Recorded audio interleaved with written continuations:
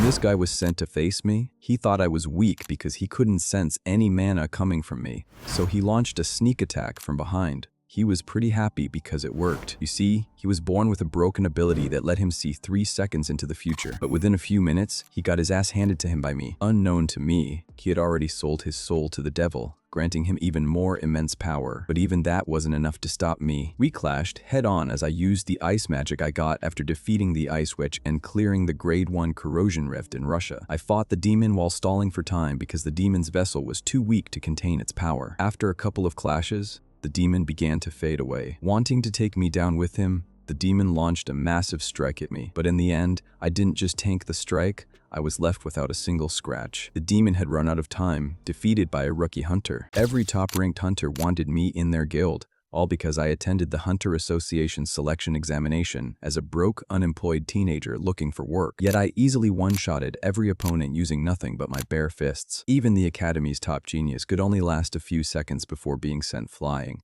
leaving both the examiners and participants completely shocked. Eventually, even a top-ranked hunter decided to test my skills herself. After facing me, I managed to withstand her attacks and even push her back. When she finally decided to end the fight, I revealed my true strength, my black flames, a mysterious power that devours fatigue and grants me seemingly endless stamina. But how did I become this strong? The truth is, I once lived in another world as a hero, fighting monsters for over 20 years. After countless battles, I finally confronted the Demon King alongside my companions, who were basically dead weight. While they supported from behind, I alone faced the demon head-on. We clashed as equals, as the Demon King unleashed countless lightning attacks and demanded that I submit, declaring that he would forge a kingdom by his own will. I stood there without a trace of fear on my face. The two of us kept swinging at each other, trading powerful attacks, but I soon grew tired of it all and decided it was time to end the battle. I powered up my spear with a skill I call Paradox Flame and landed the attack on the boss. The impact triggered a massive explosion that sent the monster flying into the distance, destroying boulders in its path. We resumed our brutal exchange of blows,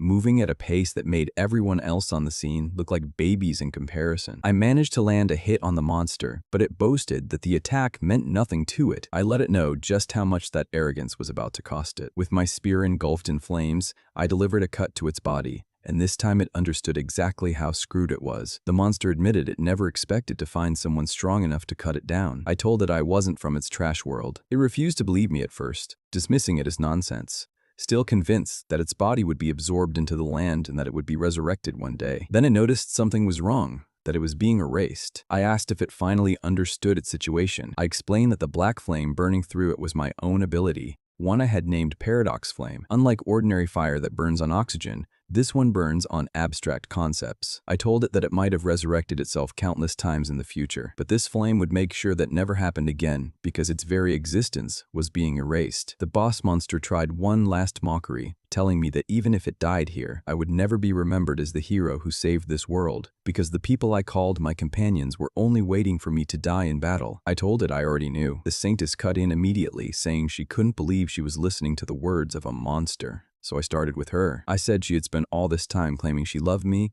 when in truth, she despised me for being an outsider. Every attempt at seduction had been calculated, a plan to make it harder for me to fight back when the time came to bring me down. She was stunned to realize I was right. I kept going, telling them the mage and the knight were no different from her. The knight had already received a national treasure from the emperor, a reward promised for killing me because the emperor feared I might seize his throne. The mage hated me for opposing the slavery system, all while indulging his own obsession with human experimentation. I told them I had known all of this for the past 5 years. The monster, stunned, asked why I didn't just conquer the world myself if I had this much power. I told it I had no interest in that. All I wanted was to go home. 20 years ago, in 2005, I was an ordinary 20-year-old office worker before a goddess pulled me into this world. She told me I had been brought here to save it. By the time I arrived, I understood exactly what kind of hellhole I had been dropped into. I tried everything to find a way back home, but the goddess made it clear there was only one path. So I started training to fight. This world was broken in ways I hadn't expected. I once rescued a child from the battlefront, only for the soldiers guarding the village to refuse him entry. They told me to let him die since he lived close to death anyway. It was a world that abandoned the wounded instead of saving them. Their medicine and hygiene made it even worse. I once watched them amputate a soldier's leg over nothing more than a simple infection. Even after I got the child into the village, a new problem emerged: the religious fanatics. The village's religious leaders decided the boy had only survived because he was possessed by a demon. They suggested burning him to drive out the demon, since they were already in the middle of an exorcism. As if it meant nothing, these people were ready to burn a child away like firewood. Even so, I survived the next 20 years. And now I had finally defeated the monster and saved the world. The Saintess looked relieved that it was finally over. He told me he was glad I already understood why they couldn't let me live. I turned to him and told him exactly how much I hated this world. Even he seemed to know in that moment that he didn't have what it took to fight me. He realized what they had actually done, created one monster just to tame another. I looked up at the sky and screamed for the goddess to keep her promise, since I had done exactly what she asked and saved the world. The sky split open and she appeared, praising me for enduring so much.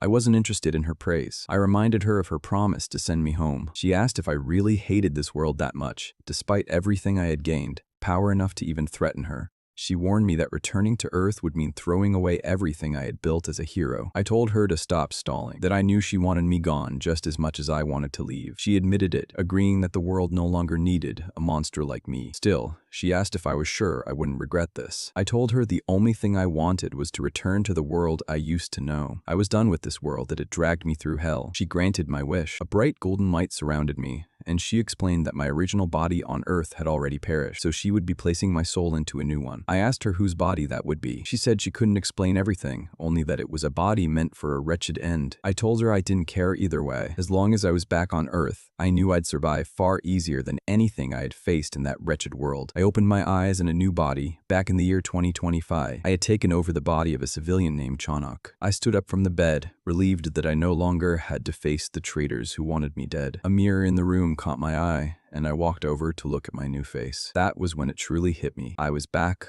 on Earth. I looked around the room and found clean water waiting for me. Unlike the world I had come from, where even starting a fire meant chopping wood like a madman, everything here was effortless. Then I spotted a box of chicken sitting on the table. I grabbed it without hesitation, and the first taste alone was enough to send me into a frenzy. Tears of joy ran down my face, because I could finally taste real food again after years of hell. While I was caught up celebrating my return, I failed to notice a bright red light appearing in the middle of the street. I realized this world and the one I had been taken to followed the same flow of time. Still, it didn't concern me much. No matter how hard Earth turned out to be, I was certain it could never compare to the hell I had just escaped. I walked into the bathroom and let myself enjoy a proper shower. I was clearly out of touch with how this world worked now, but I believed a good life was finally within reach. Then a ghostly face appeared at my window. A chill ran straight down my spine. How could something like that exist on Earth? A broadcast sounded behind me, issuing a notice to all residents. A corrosion rift had appeared in the apartment complex, and everyone was ordered to head to the underground shelter immediately. I had no idea what a corrosion rift even was. Several humanoid monsters, the same kind I remembered from the other world. The glass shattered, and as they charged in, I turned and ran. This Earth was nothing like the one I remembered. I needed to understand what had happened here. I slipped along the edge outside the window, avoiding the swarm, and once they cleared out, I climbed through and dropped down. I decided to follow the broadcast and head for the shelter. That was when I spotted a child up ahead. I moved to grab him and run. He told me he intended to kill them, then asked if I wanted to join him. I couldn't quite process it. Were kids these days really this reckless? From him, I learned Earth had been like this for a full 13 years already. These corrosion rifts were the points where monsters spilled out and no one understood how they formed or when they would appear next. A heavy weight settled in my chest as I listened. I had fought for 20 years just to make it back to Earth, only to find it had become its own kind of hell. I asked him who the strongest hunter was right now. Without hesitation, he gave me a name, Lee Soon. She belonged to the Navi Guild, ranked among Earth's top 10, and fought with a great sword. So, this world had its share of powerful hunters, and yet ordinary people were still out here fighting monsters on their own. None of it felt real to me yet. Just then, I clamped a hand over the kid's mouth and lowered my voice, warning him to stay quiet. Monsters were coming. I focused and counted 5 ahead, but I already knew a 6th was lurking somewhere out of sight. This new body of mine seemed to carry real strength, so handling 5 wouldn't be a problem on its own. What worried me was protecting the kid through it. Leaving him behind wasn't an option either. As I worked through what to do next, I caught a familiar sensation drifting through the air. Magic. I knew exactly what that meant. This world operated under the same rules as the one I had just come from. The next moment, one of the monsters ahead of us burst into flames. My attack. I had long since burned through the magic I'd built up over more than 80 years, but as long as magic still lingered in the air,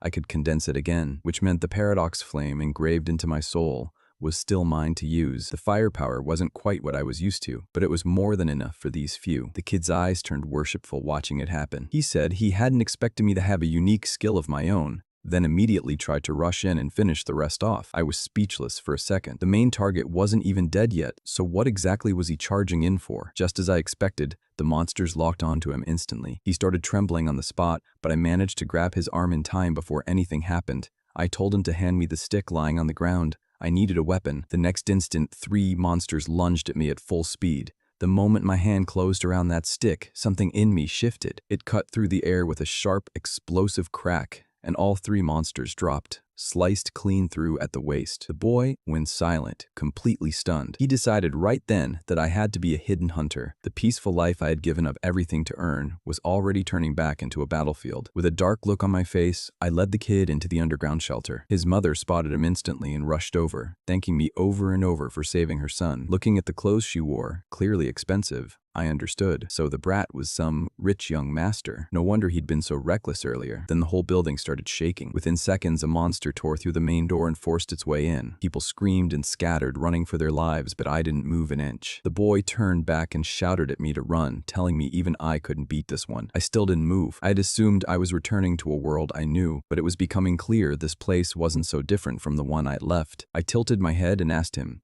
if his family had money. Why bother becoming a hunter at all? Wouldn't it be smarter to just hide somewhere safe and live out a quiet life? He told me his father had been killed by a monster, that their whole family had been hiding in a shelter just like this one when it happened. That was the moment he understood there was no truly safe place left on Earth. So he made a promise to himself to become a hunter, the strongest one alive, to wipe out every corrosion rift and save this world. He said I probably thought that sounded ridiculous. Before he could finish, I cut him off. I told him he would grow into a remarkable hunter one day, but he wouldn't be the one to save this world. His mother grabbed him in a panic, begging him to run as another explosion roared behind us. He spun around just in time to see the monster they'd all been terrified of lying dead, taken down with one hand. I told him saving the world wasn't his job. It was mine. I had more than enough experience for that kind of work already. After everything settled and I had promised the kid I'd save the world, I went straight back to my apartment to play video games and eat junk food. I'd told everyone with full confidence that I was going to save the world, but that confidence didn't last long once I was surrounded by good food and games again. There was no real drive behind it. Besides, I figured there were already hunters out there working around the clock. I picked up my phone to order more junk food, and that was when reality caught up with me. I'd already burned through all of my termination pay. It turned out the original owner of this body had worked at a logistics company before losing his job when I went bankrupt, a casualty of a corrosion rift. It hit me then that I needed an actual job, since I was flat broke. I'd already tried looking, but normal jobs were nearly impossible to find with corrosion rifts popping up constantly and companies shutting down left and right. I lay on my bed, completely lost on what to do next. Then a notification popped up on my phone. Hunter recruitment. Given everything I'd already lived through, I figured I had the experience for it, so I headed to the Hunter Association. The building was packed with people who'd shown up with the same goal. I overheard 2 guys talking about how the selection process was basically a formality these days, since all that mattered now was showing off a unique skill. Things were moving along normally until the legendary hunter showed up, throwing the whole room into chaos. The candidates lit up at the sight of her, assuming she wouldn't even be there since she'd gone to Shaoran to deal with a corrosion rift. They figured the Janabe squad must have sent her out personally to scout for talent, which raised the obvious question, who was she actually there for? It turned out to be a candidate named Hansa, an academy graduate with an awakened ability for electrokinesis. When the hunters skimmed her file, she teased Sa about her power, asking if she could charge batteries with it. Her assistant quickly reminded her that the girl was a hunter, not a power generator, and added that rumor had it Sa was genuinely skilled, meaning she'd likely prove useful. Another assistant chimed in, pointing out that real combat against corrosion rifts was nothing like academy training, and that plenty of top students never translated that talent into real results. The hunter praised him for the observation and rewarded him with candy. She knew better than anyone that practice and real combat were worlds apart, and that academy students who'd only ever trained in safe conditions would struggle to adjust. In her mind, it would take Sei a long time to truly adapt. Soon after, the host stepped onto the stage to welcome everyone to the arena. He announced that the first match was about to start, adding that he hoped Sa would prove her worth enough to win the hunter over. Then he revealed something unusual about the first candidate. a civilian, not even from the Hunter Academy. The host seemed curious what kind of nerve it took to stand on that stage, and when he called my name, I was introduced to the crowd. My opponent stepped up across from me, and the host laid out the rules: no personal weapons outside what the association provided, and no inflicting life-threatening injuries. Honestly, all I cared about was saving the world while still eating well and living life on my own terms. The way I saw it, getting good results in this tournament was just the first step toward that. Once everything was set, the referee started the match. My opponent lit his spear on fire and immediately started mocking me, calling me a trash bag who didn't even know how to gather mana. He hadn't done a single thing yet, but he was already telling me to consider losing to him and honor. He charged at me, bragging about being the undefeated spearmaster of the Hunter Academy. Then, mid-charge, he suddenly couldn't see where I'd gone. Before he could react, I was already beside him. I drove a punch into his gut, sent a wave of pain through him, then followed it with an uppercut that put him down. He hit his knees, missing a few teeth. I was almost surprised he went down that easily, especially since I'd been holding back the whole time, not wanting to actually hurt him. I figured he had to be some kind of beginner. I didn't want to believe hunters these days were really this weak. From the stands, the legendary hunter watched the whole thing and was stunned. She pulled out her tablet right away to run a background check on me. What she found, a regular guy who'd work logistics. One of her assistants suggested it might have just been luck. She handed him trash candy for that comment, which was her way of telling him to drop it. She made it clear she believed I was holding back on purpose, deliberately not building up mana at all. Back in the arena, I decided to finish the match outright. I went after my opponent, who looked like he was about to lose control of his bladder watching the approach. I told him not to worry, it wouldn't be fatal. Even with that promise to go easy, I still knocked him out cold. Every official on site looked stunned. The legendary hunter noticed the other guilds already scheming over what to do next, but she decided to move first, wanting to see exactly what I was made of with her own eyes. She stood to leave, and when her colleagues asked where she was headed, she told them she needed to speak with the association president. As the tournament went on, I kept taking down opponent after opponent without much resistance. It was honestly disappointing how weak these so-called new hunters were. I didn't even bother pulling out weapons, just beat them down with my bare fists. Whatever they were teaching at the Hunter Academy clearly wasn't working, because I hadn't faced a single competent fighter yet. Eventually, I made it to the final round, set to face Sei. Everyone was counting on her to be the one who could finally put a stop to my run. The moment Sa stepped onto the stage, I told her she was the only one I'd seen so far who'd gathered the most mana out of everyone. She wasn't impressed. She told me I'd only gotten this far on luck and that there would be no more flukes from here on out. She drew her sword, saying she'd already figured out I had no unique skill. Still, she made it clear she had no plans to go easy on me. I thanked her nervously for the consideration. As for the skill I actually did have, I had no intention of using it on her. She took a deep breath, gathering her mana, ready to unleash everything on me. Once she was set, she dashed toward me, but to her shock, I leapt straight into the air and dodged her strike. She couldn't process it. I dodged lightning by jumping. I was impressed myself, honestly, because she'd run an electric current through her blade and the handle, effectively magnetizing both. That added magnetic force to her draw, turning the whole motion into something close to a railgun. I told her she'd been the best opponent so far, but she was missing one detail. She'd been too focused on raw speed. In her effort to accelerate the draw even faster, she'd laid down a magnetic rail straight through the empty air in plain view. No matter how fast or powerful an attack is, nobody walks into one when the path is right there to see. She didn't buy it, insisting it was still a fluke, warning me not to get cocky since she could beat people like me without even relying on that technique. I slipped past it easily, asking her if she was really going to try hitting me with something even slower than the attack I'd already dodged. Refusing to lose, she pushed further, unleashing a technique strong enough to shatter the ground beneath her. That was when I realized she was pushing herself past her limit, and if she kept going like that, she'd end up wrecking herself. So I decided to end it there. I joked that she should raise her left hand if what I was about to do hurt. Before she could even respond, I closed the distance and drove a punch into her midsection, disrupting her insides. While she was still trying to process that, I finished it with another punch that sent her flying. She went down, and the whole arena went silent in shock. Nobody expected the Academy's top student to get overwhelmed like that. I turned to leave the stage, then noticed her left hand was raised. I remembered the joke I'd made, and honestly, I was caught off guard that she'd actually gone through with it. Before I could walk off, the referee got an urgent update and announced a sudden change to the schedule. He told me to take a short break, which left me confused since the match should have already been over. Then came the real shock. I was being scheduled for a special match against an active hunter. The crowd lost it the moment her name appeared on the monitor reserved for them. I figured whoever this hunter was, she had to be seriously skilled. She stepped onto the stage with her greatsword and told me straight up that fighting me herself was the only way to truly confirm my skill. She introduced herself, named the guild she represented, and proposed a proper match between us, while also making clear I was free to decline given how sudden it all was. Up close, I understood exactly why she was ranked 10th in the world. Her composure alone, the way she carried herself, was something else. I knew this body of mine would struggle against her, but I didn't care. I accepted without hesitation. I told her we could start right away, which caught the referee off guard. I let her know I hadn't burned through much stamina yet, so I was in good shape. Since my whole goal was to walk away from this tournament with the best possible result, fighting her was exactly the kind of opportunity I needed. I grabbed my spear, ready to see just how much my value could climb. As the clash began, it left the entire audience stunned into silence. Even the referee was sweating, no longer sure how to keep up with the commentary. I blocked another of Lee Soon's attacks,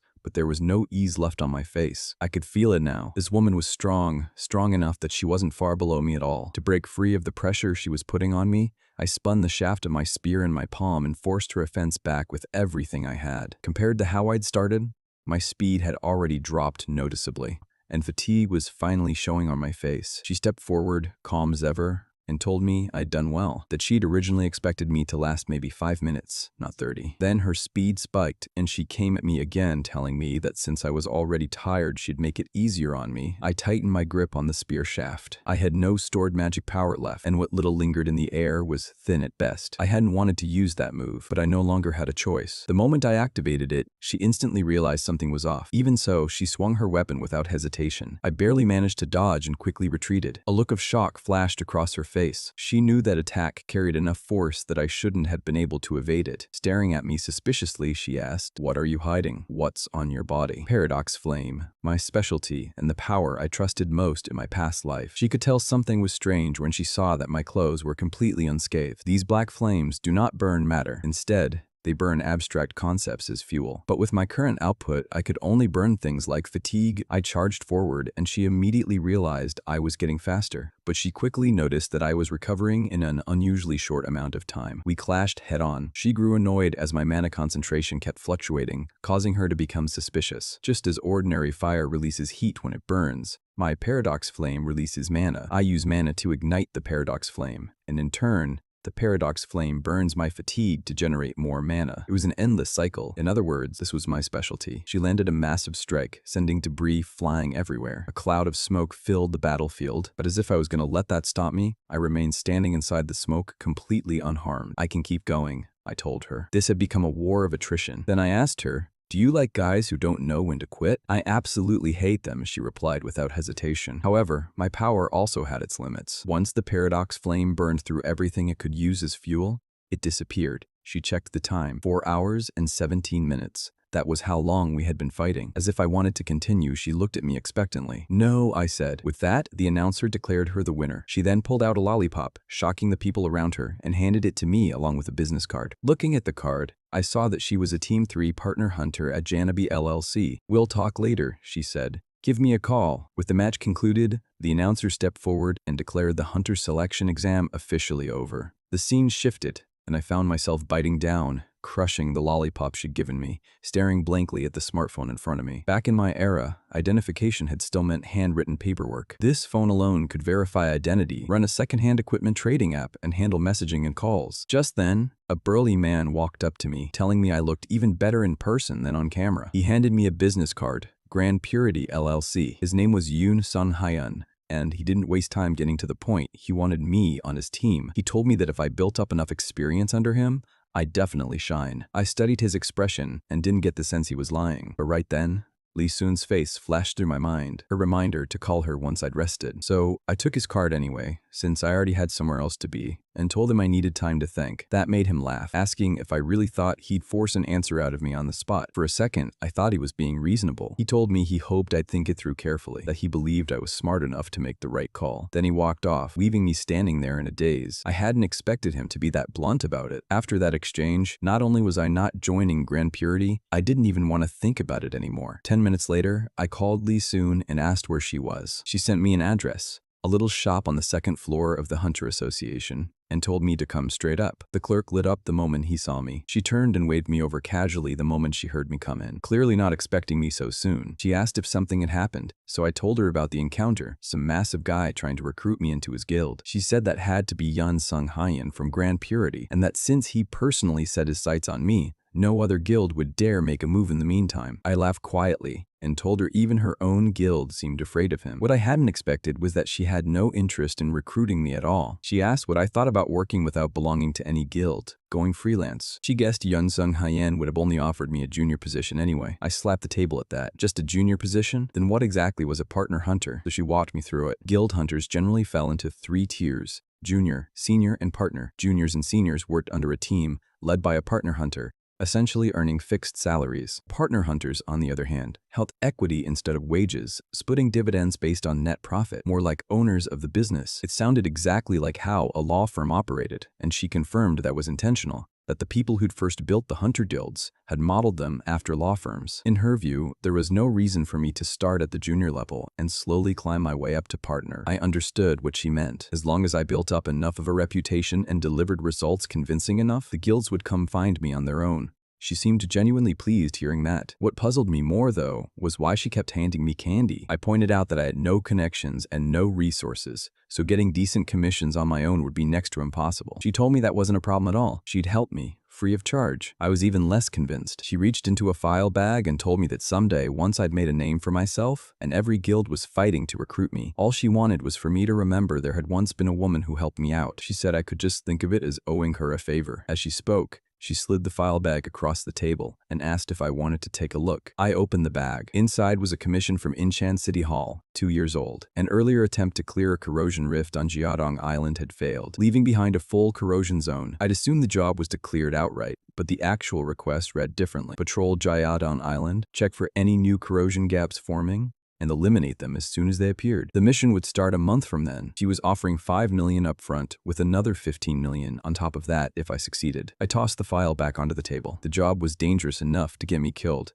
and the pay wasn't anywhere close to matching that risk. Her eyes lit up at that. She told me if I thought it was unfair, the answer was simple: get stronger, get famous, and the money would start flowing in on its own, even if my pockets were already full. Right now, though, she just wanted a yes or no. I told her slowly that, since she'd put it that way, I'd take it. Half an hour later, Lee Soon was on the phone with someone, giving him a rundown on me. Civilian background, no real weapon training, came through the mandatory tournament empty-handed. The evaluation on the other end was apparently decent. She laughed out loud at that, telling him the evaluation didn't quite capture it, that I'd fought her for a full 4 hours straight. The man on the other end clearly didn't believe it, asking if she was sure she hadn't just been holding back the whole time. She gave a cold laugh and reminded him she was a veteran with over 10 years in this line of work, someone who'd survived hell itself. Instead, she'd had to fight me head-on for over 4 hours. A thought crossed her mind right then, that even given another shot at it, she might never run into someone like me again. The man still sounded uneasy, pointing out that the mission really called for an experienced hunter, and asking whether I could actually hold my own teaming up with veterans, even with my skill. She told him not to worry, that she'd already arranged for someone experienced enough to stay close to me throughout. He pushed once more, asking what would happen if I eventually grew to her level. She answered coldly, it might sound harsh, but if I ever reached her level, even the boss might not be a match for me. 1 month earlier, I'd received a delivery at my apartment, a spear and an elixir. The elixir was something hunters relied on in emergencies, a potion packed with condensed mana. Handling mana generally worked something like drawing water from a purifier. You could control the mana floating in the atmosphere, store it inside your body, then draw on it whenever the moment called for it. That elixir let me do all of that in a fraction of the usual time. My own approach to mana worked differently from everyone else's, though. I skipped the storage step entirely and pulled mana directly from the atmosphere as I used it. The upside was that I wasn't limited by what I could store, since I was drawing straight from the air around me. On top of that, every time mana passed through my channels, those channels grew stronger. The downside was that,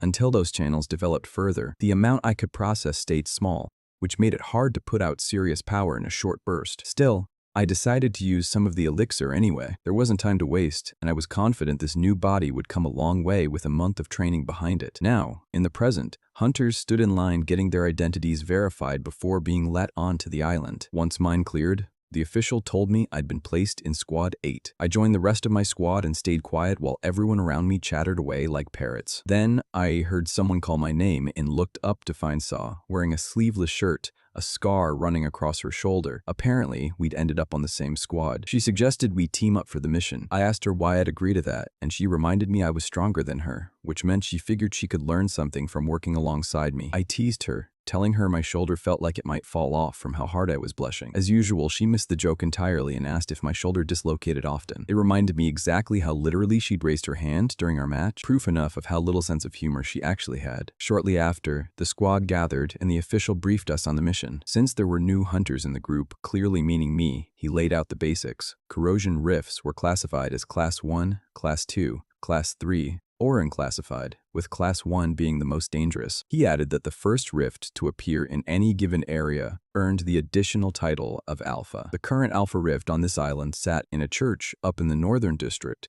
though it was still classified as unclassified for now. Since corrosion only grew stronger with time, he warned everyone to stay away from it. Our actual job was to patrol the surrounding area, identify any new rifts that had formed, and eliminate them on sight. One of the squad members looked visibly surprised that they were heading out on an elimination mission with a rookie. Before I knew it, the whole squad had started acting strange around me, treating me like the supposed newbie I apparently was. Before we headed out, we were told the offshore control room was active and ready to assist if we needed backup. With that, we were sent off with a bit of luck on our side. Once we reached the island, the seasoned hunters started drawing up a plan, but I cut in and suggested we set up base at Huagasa Temple so we could operate out of there. I pointed it out on the map for them, but the veterans clearly couldn't believe a rookie was giving them instructions. They wanted to know why the temple specifically, so I explained that from up there, we'd have a clear view of the target area, the whole region visible directly from the peak. The old temple building was also still standing, which meant we had a built-in place to stay. That set them off immediately. They started shouting that there were plenty of other places we could stay,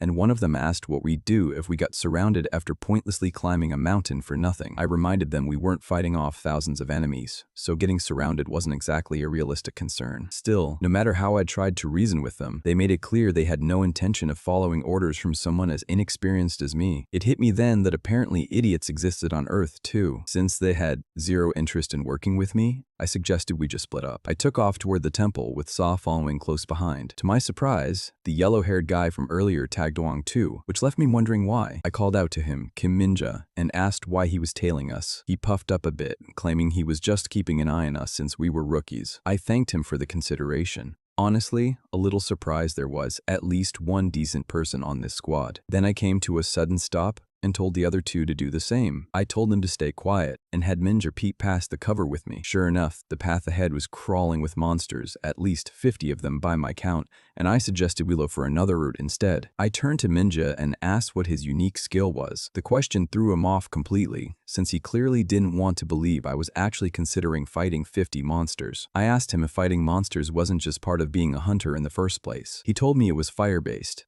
and when I asked what he was most confident using, he said fireball. That was good enough for me. I told him we'd attack on my signal. He protested immediately, calling the whole plant reckless, pointing out it was just the 3 of us against 50 of them. He argued the smarter move was to radio the other hunters. I told him plainly that the others wouldn't make it in time anyway, since unlike us, who'd come straight from the temple, they were still searching along the coast. And if the monsters scattered while we waited around, they could end up threatening the other hunters instead. Deep down, Minja knew I had a point. The other hunters likely wouldn't rush over anyway, not after the friction that had already flared up between us earlier that day. I told him there was really only one option left. We handled the monsters ourselves. Despite how disadvantageous the situation looked, I told them our best move was a surprise attack. With time running short, I sketched out the plan straight into the sand. Minja would open with a fireball aimed at the center while I covered the sides. Watching me lay it out, Minja looked completely thrown, like he couldn't believe I was accounting for every possible scenario. Once I finished explaining, he moved fast and hit the monster's dead center with a fireball,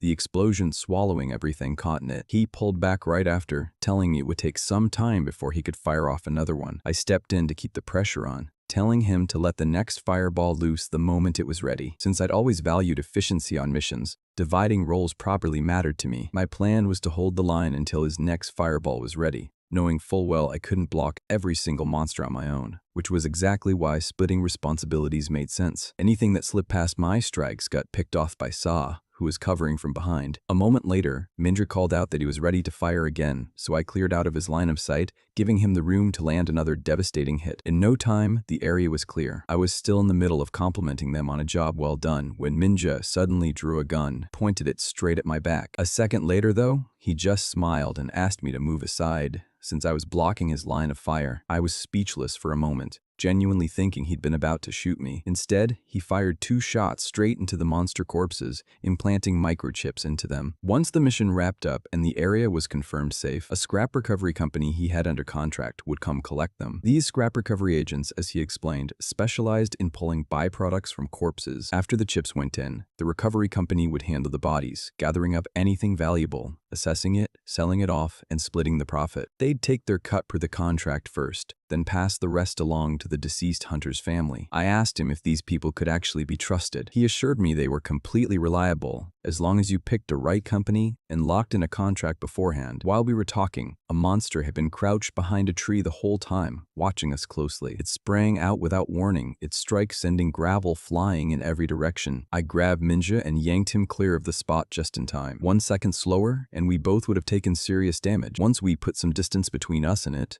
I dropped him to the ground and turned to face the thing head-on. Minja looked stunned. We just wiped out an entire horde, and now this. The monster let out an unsettling laugh. My expression darkened further. This had to be the leader of the group we'd just cleared out. I cursed under my breath. It kept up that eerie laugh, and I could feel the magic radiating off it. Nothing like the cannon fodder we just dealt with. I called out to the other 2, telling them not to step in, to let me deal with it alone. They froze, clearly thinking the 3 of us should be teaming up at this point. I cut them off flatly, telling them I'd only say it once, retreat, and don't make me repeat myself, unless they wanted to head home in pieces. That landed hard enough that both of them went stiff. I shook out my spear, then I roared at the monster, calling it forward. The clash started almost instantly. Saw wanted to rush in and help, but Minja grabbed her, telling her that jumping in now would only get in my way. Not a single one of the Bat Leader's attacks landed. Say picked up on something else too. If she'd been the one up there was no way she would have dodged that kind of barrage. Wherever my spear cut through, black flames trailed behind it like a shadow. The more flames built up,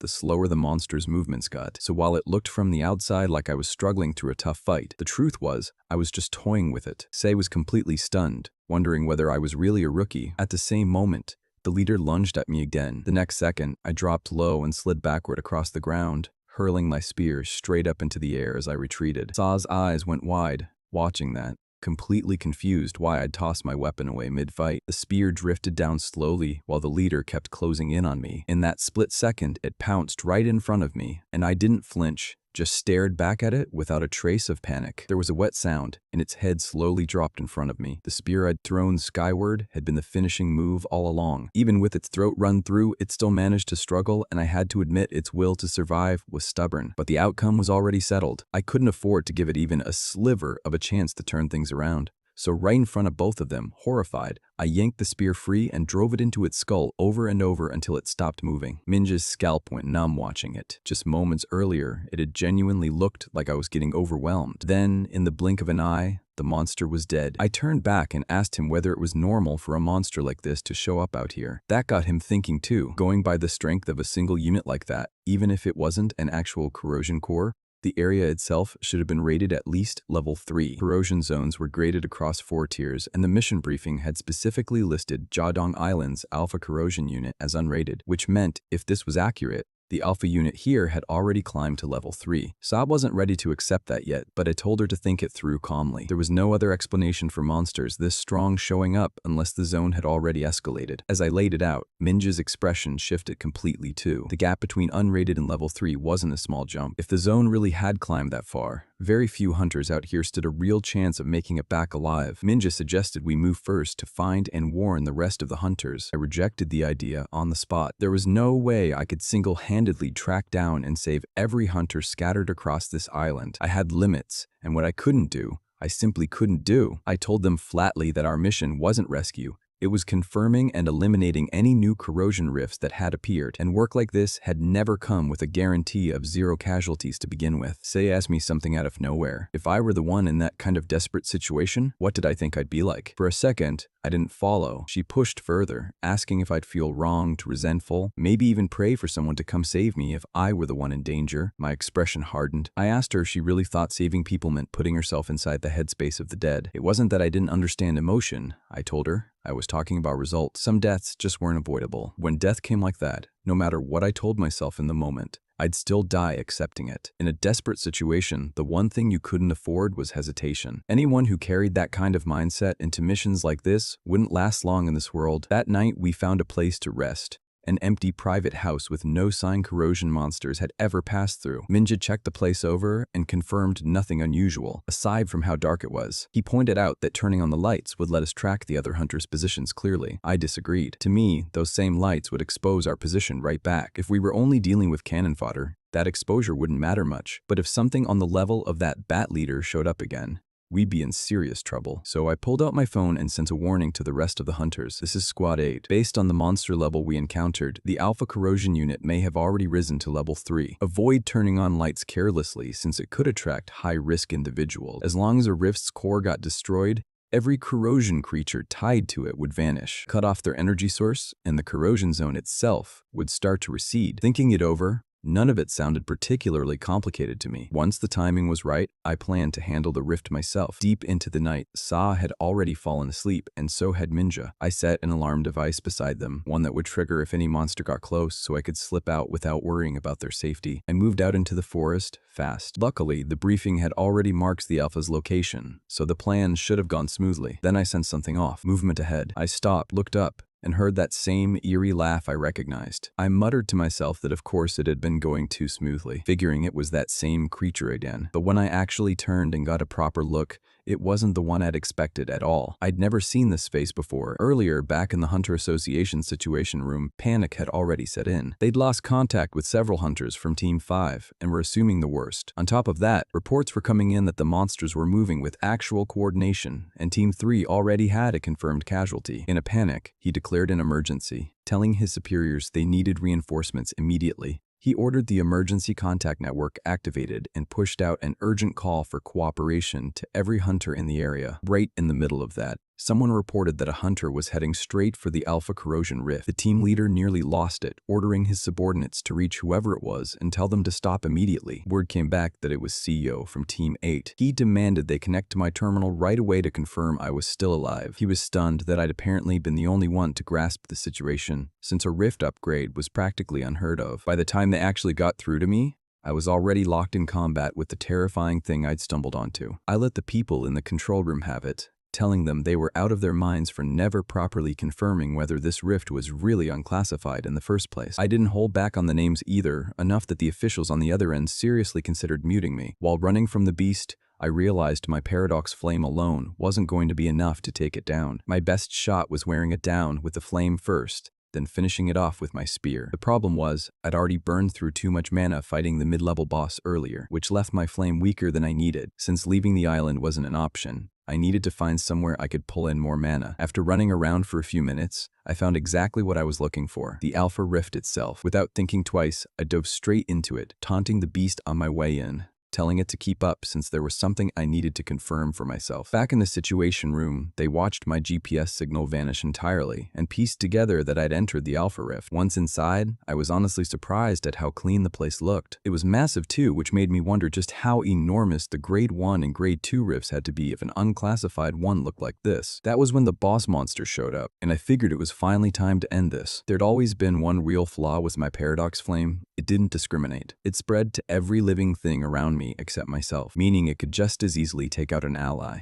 and sometimes it grew beyond what I could even control. That was its only real downside, but fighting alone, it barely mattered, since I could fight however I wanted without worrying about anyone else catching the flame. I swung at the monster, sending a massive wave of flame into it while drawing mana into every part of my body at the same time. That widened my mana pathways further, making me stronger in the process, and one deep breath in told me exactly how much I'd been missing until now. Then the monster let out a scream, and I knew immediately what it meant. Sure enough, more monsters started pouring in, and I wasn't surprised, since that scream had obviously been a call for backup. I told the boss outright that throwing numbers at me wasn't going to help. I threw up a wall of flame around myself, wiping out everything that came near while telling them I was already stronger than before, even if I was nowhere near the level I used to fight it back in the other world. According to what I'd learned, the core of a rift would always be its strongest monster. Right then, something attacked me from behind, a monster that could actually talk, though I managed to dodge it in time. When I turned to look, An ugly creature was staring back at me. I was caught off guard that it was smart enough to speak, smart enough to wait until my flame had burned itself out before revealing itself. Looking closer, it was obvious this was the core of the rift. At my current level, I figured a 4-hit combo was within reach. Without wasting another second, I made my move. I threw my spear at the monster, but it blocked the attack with its own spear. Even so, the force behind my weapon continued pressing forward. At that moment, I activated a skill called Dual Orbit Spear. A massive burst of energy erupted from the spear, shattered the monster's weapon, and pierced straight through its body. Dual Orbit Spear created a blue trajectory that followed the path of my attack. The trajectory replicated my initial strike and repeated it 4 times, essentially unleashing 4 consecutive attacks. Since the blue trajectory struck slightly later, it formed a deceptive 2-part spear combination that was extremely difficult to evade. By then, the monster had already leaped toward me, intending to finish me off. However, that decision proved to be its biggest mistake, and I grabbed it before delivering a powerful slash across the monster's body. I then followed up with the final strike, shattering the enemy completely. To my surprise, the monster did not disappear after being defeated. Instead,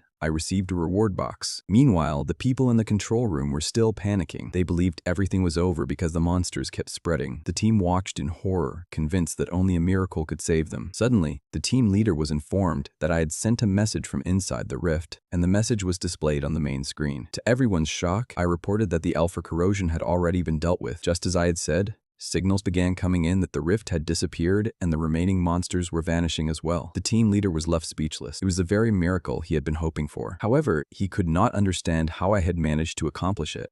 Time rewound to 2 minutes earlier. A massive swarm of monsters was pouring out of the rift, and Han Sang-ah was leading the battle against them. Her body was already covered in wounds, and she could barely keep hold of her blade. Her eyes remained fixed on the enemies ahead. There were several times more monsters than there had been the previous day. To make matters worse, after waking up, they had been unable to find Yu Chan-suk anywhere. At that moment, Kim Min-jae called out from behind her, asking whether they still had a chance of making it back alive. Han Sang-ah glanced back at him and realized he had already reached his limit as well. She had no idea whether they would survive or how much longer she could keep fighting. A grotesque monster suddenly lunged toward her. Her gaze turned cold as she lowered her stance. However, she quickly realized that her legs had gone numb. The situation grew even worse when 3 more monsters rushed toward her at the same time. Kim Min-jae watched in panic, but he no longer had the strength to help. The monster was just moments away from sinking its teeth into Han Sang-ae's neck. Kim Min-jae could barely bear to watch and almost shut his eyes. 5 seconds passed. The screams they expected never came. Every monster standing in front of them had disappeared. The following day,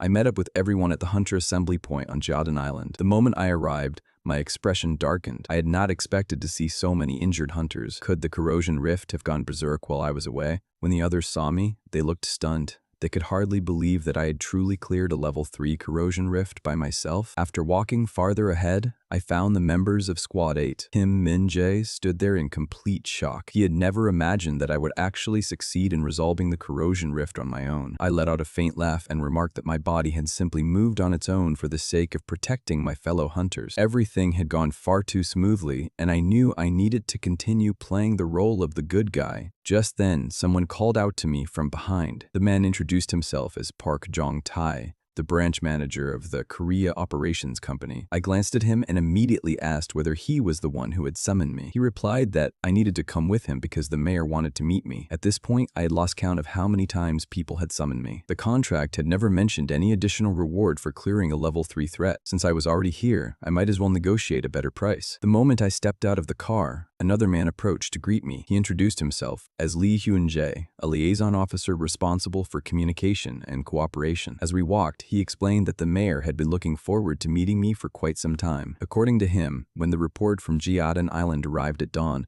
the mayor was stunned. The chairman immediately ordered a meeting to be arranged and even canceled all of his scheduled appointments just for the opportunity to speak with me. I was told that a rookie clearing a level 3 origin point alone was something that had not happened since the first generation of senior hunters. That caught me off guard. I had not expected someone in the past to have accomplished the same feat. Whoever that person was, they must have been truly formidable. I arrived at the mayor's office without any issues. A slightly chubby man stood up to greet me and introduced himself as Park Ji-an, the mayor of the city. He apologized for calling me in on such a gloomy day before inviting me to sit down for a proper conversation over coffee. As the mayor of Incheon, Gaidong Island had always been one of his biggest concerns. However, budget limitations had made it difficult for the city to hire an expensive guild. While he spoke, I quietly sipped my tea and considered how much I could get out of this meeting. After learning that I was still a rookie, the mayor seemed oddly pleased. I could not understand why he had suddenly become so excited. It turned out that Incheon was one of Korea's key regions. With the infrastructure surrounding Incheon Airport, logistics moved constantly throughout the area. Combined with the Free Economic Zone project, international districts such as Songdo and Cheongna attracted enormous amounts of foreign investment. The amount of money flowing through the region was staggering. Goods passed through the airport every day, and business opportunities were everywhere. The mayor claimed he could make my future as a hunter smooth and successful.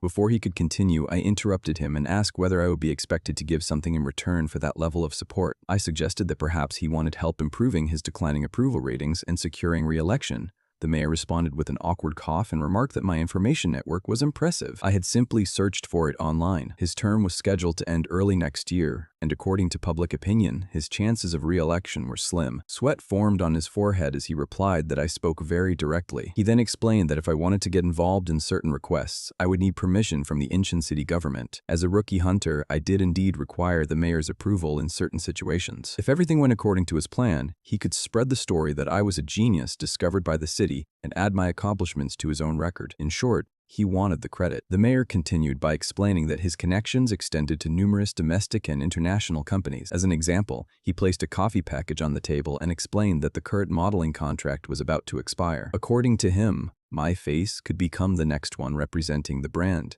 He assured me that this was only one of many opportunities he could provide. Before he could continue any further, I cut him off. I pointed out that he clearly thought I was cheap. His expression immediately stiffened. Trying to recover, he explained that he had seen the news and believed the world needed a new face capable of changing the current gloomy atmosphere. My expression turned cold. I explained that everything he was offering consisted of things I would eventually obtain through my own efforts anyway. The mayor quickly added more incentives, including access to safe and highly profitable commissions. Unfortunately for him, none of it interested me. Before walking away, I told him to congratulate the current coffee model on my behalf because I was refusing the offer and allowing him to keep the endorsement. After we got into the car, the driver asked me why I wanted to become a hunter. I told him, if there's a clogged toilet spewing filth everywhere, someone has to dive in and unclog it. That seemed to be all the answer he needed. He said that I would become skilled and famous and that companies and TV shows would soon be rushing to recruit me. Do you think I'll change? I asked. He told me that many hunters had changed because of fame and success. Beyond the truce line lay the dangerous corrosion zone, a land filled with menacing monsters. The only safe place left was Korea, known as the last sanctuary on Earth. What you did today was incredible, he continued. Many people living through difficult situations will look up to you. They'll see you as a symbol of hope. I just hope you continue to be that symbol. Hearing all that made me somewhat curious, but I wasn't someone who could be swayed so easily. Having lived for so long, I had suffered through and experienced far too many things. Meanwhile, on another part of Jaedong Island, two figures stood hidden in the shadows. One of them remarked that the experiment on Jaedong Island appeared to have failed. The man kneeling before him repeatedly apologized. However, he also claimed to have some good news. That immediately caught the other's attention. The so-called good news was an edited recording from the hunter qualification exam. He remarked that this rookie was truly impressive. I learned that the rankings were updated on the first day of every month, and ever since the ranking system was introduced, the entire nation had always looked forward to the announcement. People eagerly waited to see who would claim the #1 position. Even though the rankings rarely changed dramatically, they remained a major source of entertainment for the public. Sion was also interested in the rankings because she wanted to know whether I would make the list. When the results were finally revealed, they surprised everyone. Sion ranked 10th. Kimchi secured 5th place. Cho Yorium took 3rd, and Jung Tae-seo claimed 2nd place. As for 1st place, it turned out to be me. That result immediately led to a massive press conference where I was expected to answer countless questions. Since I was still a rookie who had cleared a grade 3 rift, all attention was focused on me. The reporters continuously questioned me about how I had managed to clear the rift. After answering one question after another, I finally requested that they ask one last question. A reporter then asked about my resolution moving forward, and I replied that I would continue doing my best. Later, Association President Moon invited me on a tour. He took me to the site where Gonzalo Prison had once stood. A massive crater stretched across the ground where the prison used to be. As I stared at it, Moon explained that what I was looking at represented the fate that had befallen many countries. According to him, numerous nations had lost their administrative capabilities after the appearance of corrosion rifts. South Korea, however, had successfully defended itself and eventually became a major power. even achieving significant technological progress. He pointed out that the helicopter we were riding in was an example of that advancement. It operated using mana and was capable of blocking outside noise. I asked whether countries that failed to deal with the rifts had all ended up like this. Moon confirmed they had and explained that many capitals around the world had disappeared after the corrosion rifts emerged. He suggested that we move closer for a better look. As we approached the crater, he explained that there had once been 8 corrosion rifts considered the most dangerous in the world, and Gonzalo Prison had been one of them. The disaster had begun 13 years earlier. Without warning, the corrosion rift spread throughout the city. Although some people initially survived, they were eventually consumed because the entire region had already transformed into a corrosion zone. Within only a few days, the entire city disappeared without a trace. As we left the area, Moon explained that the overall balance of power in the world had not changed much, but many central powers had become significantly weaker. I was glad to be learning all of this information, but I still could not understand why I had to visit the site in person just to hear it. That was when Moon revealed something unexpected. Hyon from the Tabak Guild had come to see him a few days earlier. Apparently, he was unhappy that I had not joined his guild. Moon explained that Hyon had even asked for my whereabouts, but he refused to provide the information because it was personal. He then warned me that the Tabak Guild followed an ideology centered around the survival of the fittest. If I refused to do what they wanted, they might attempt to forcefully bring me under their control. I found it hard to believe they would go that far. At the same time, I knew I was not yet strong enough to confidently deal with Hyon if things escalated. Moon then remarked that I seemed like the type of person who had no interest in joining a guild and preferred doing things my own way. I confirmed that he was right. He explained that if I wanted to prevent T-Bek from targeting me, I would need to raise my standing even further. According to him, there was a way to accomplish that. One option was to begin taking missions directly from the association president. The moment I heard that proposal, I was not surprised. I already knew there was a motive behind it. I immediately asked Moon what he wanted because I was certain he was not offering missions out of pure generosity. Moon replied that all he wanted was for me to remember who had helped me. He then handed me an envelope and told me to look through its contents. I figured it might be a worthwhile opportunity. After all, a mission personally recommended by the association president could help build my reputation. I asked what exactly I was supposed to do. Moon explained that I would be escorting a cargo ship from Bushuzan to Nanning City. He added that transportation had become increasingly difficult due to corrosion rifts appearing all over the world. I reviewed the cargo manifest and quickly noticed that it was filled with luxury goods, including a car. The list caught me off guard. I remarked that I was surprised people still considered such things necessities. Moon responded by saying that everything on the list was indeed a necessity to certain people. He seemed to expect me to understand, but I admitted that I did not. I could not understand why such items were important when many governments around the world had already been devastated. Moon explained that although many countries were struggling because of the rifts, international politics had not disappeared. This was not about transporting goods. It was about maintaining international relationships. As soon as I realized that, I unfastened my seatbelt and informed him that I had no interest in accepting the mission. Moon looked genuinely shocked. He reminded me that the Korean government considered the mission extremely important. I explained that it would be foolish for me to involve myself in international politics. The old man was clearly annoyed by my refusal. He reminded me that I was only a rookie hunter who had debuted not long ago. Unfortunately for him, I did not care. I casually tossed the mission documents out of the helicopter. Then I opened the door and thanked him for the ride before informing him that I would make my own way back to Seoul. Without a moment of hesitation, I jumped from the helicopter and plunged into the water below. The look on Moon's face was priceless. After a while, at Incheon Port, a worker was enjoying his break when he noticed something strange in the water. Suddenly, a hand shot out from beneath the surface. It was me. Breaking through the water, I dragged myself onto the shore. "Man, I thought I was going to die," I muttered. The worker looked at me and said, "You must have been through a lot." "Yeah," I replied. I already knew what I needed now: strength. I was going to take on the worst requests, climb my way to the top, and become a big shot. Then I wouldn't need to be swayed by anyone ever again. As I browsed through missions on my phone, one particular request caught my attention. It involved rescuing kidnapped victims on Tsushima Island. The estimated difficulty was grade 2. After reading the details, I took a deep breath. It looked like I was going to be busy for quite some time. On September 3rd, fishermen from Jo Island in Tongyang headed out to sea to take advantage of the peak shrimp fishing season. However, a major incident occurred during the expedition. Rift monsters established nests on the island and abducted the fishermen as though they were hunting prey. According to the only survivor who managed to escape, the captured fishermen were still alive. As a result, the association issued a mission to rescue the hostages and eliminate the rift monsters. If I succeeded in completing the mission alone, I could gain the reputation of a hero and significantly increase my standing. The mission was definitely worth taking, but the risks were just as great. I had heard that the higher a monster's level, the more it seemed to exist on an entirely different plane. Level 3 individuals possessed destructive power comparable to tanks. Level 2 monsters were equivalent to natural disasters. Level 1 monsters were absolute nightmares. Defeating even one required the strength of an entire nation. As I considered who I should bring along,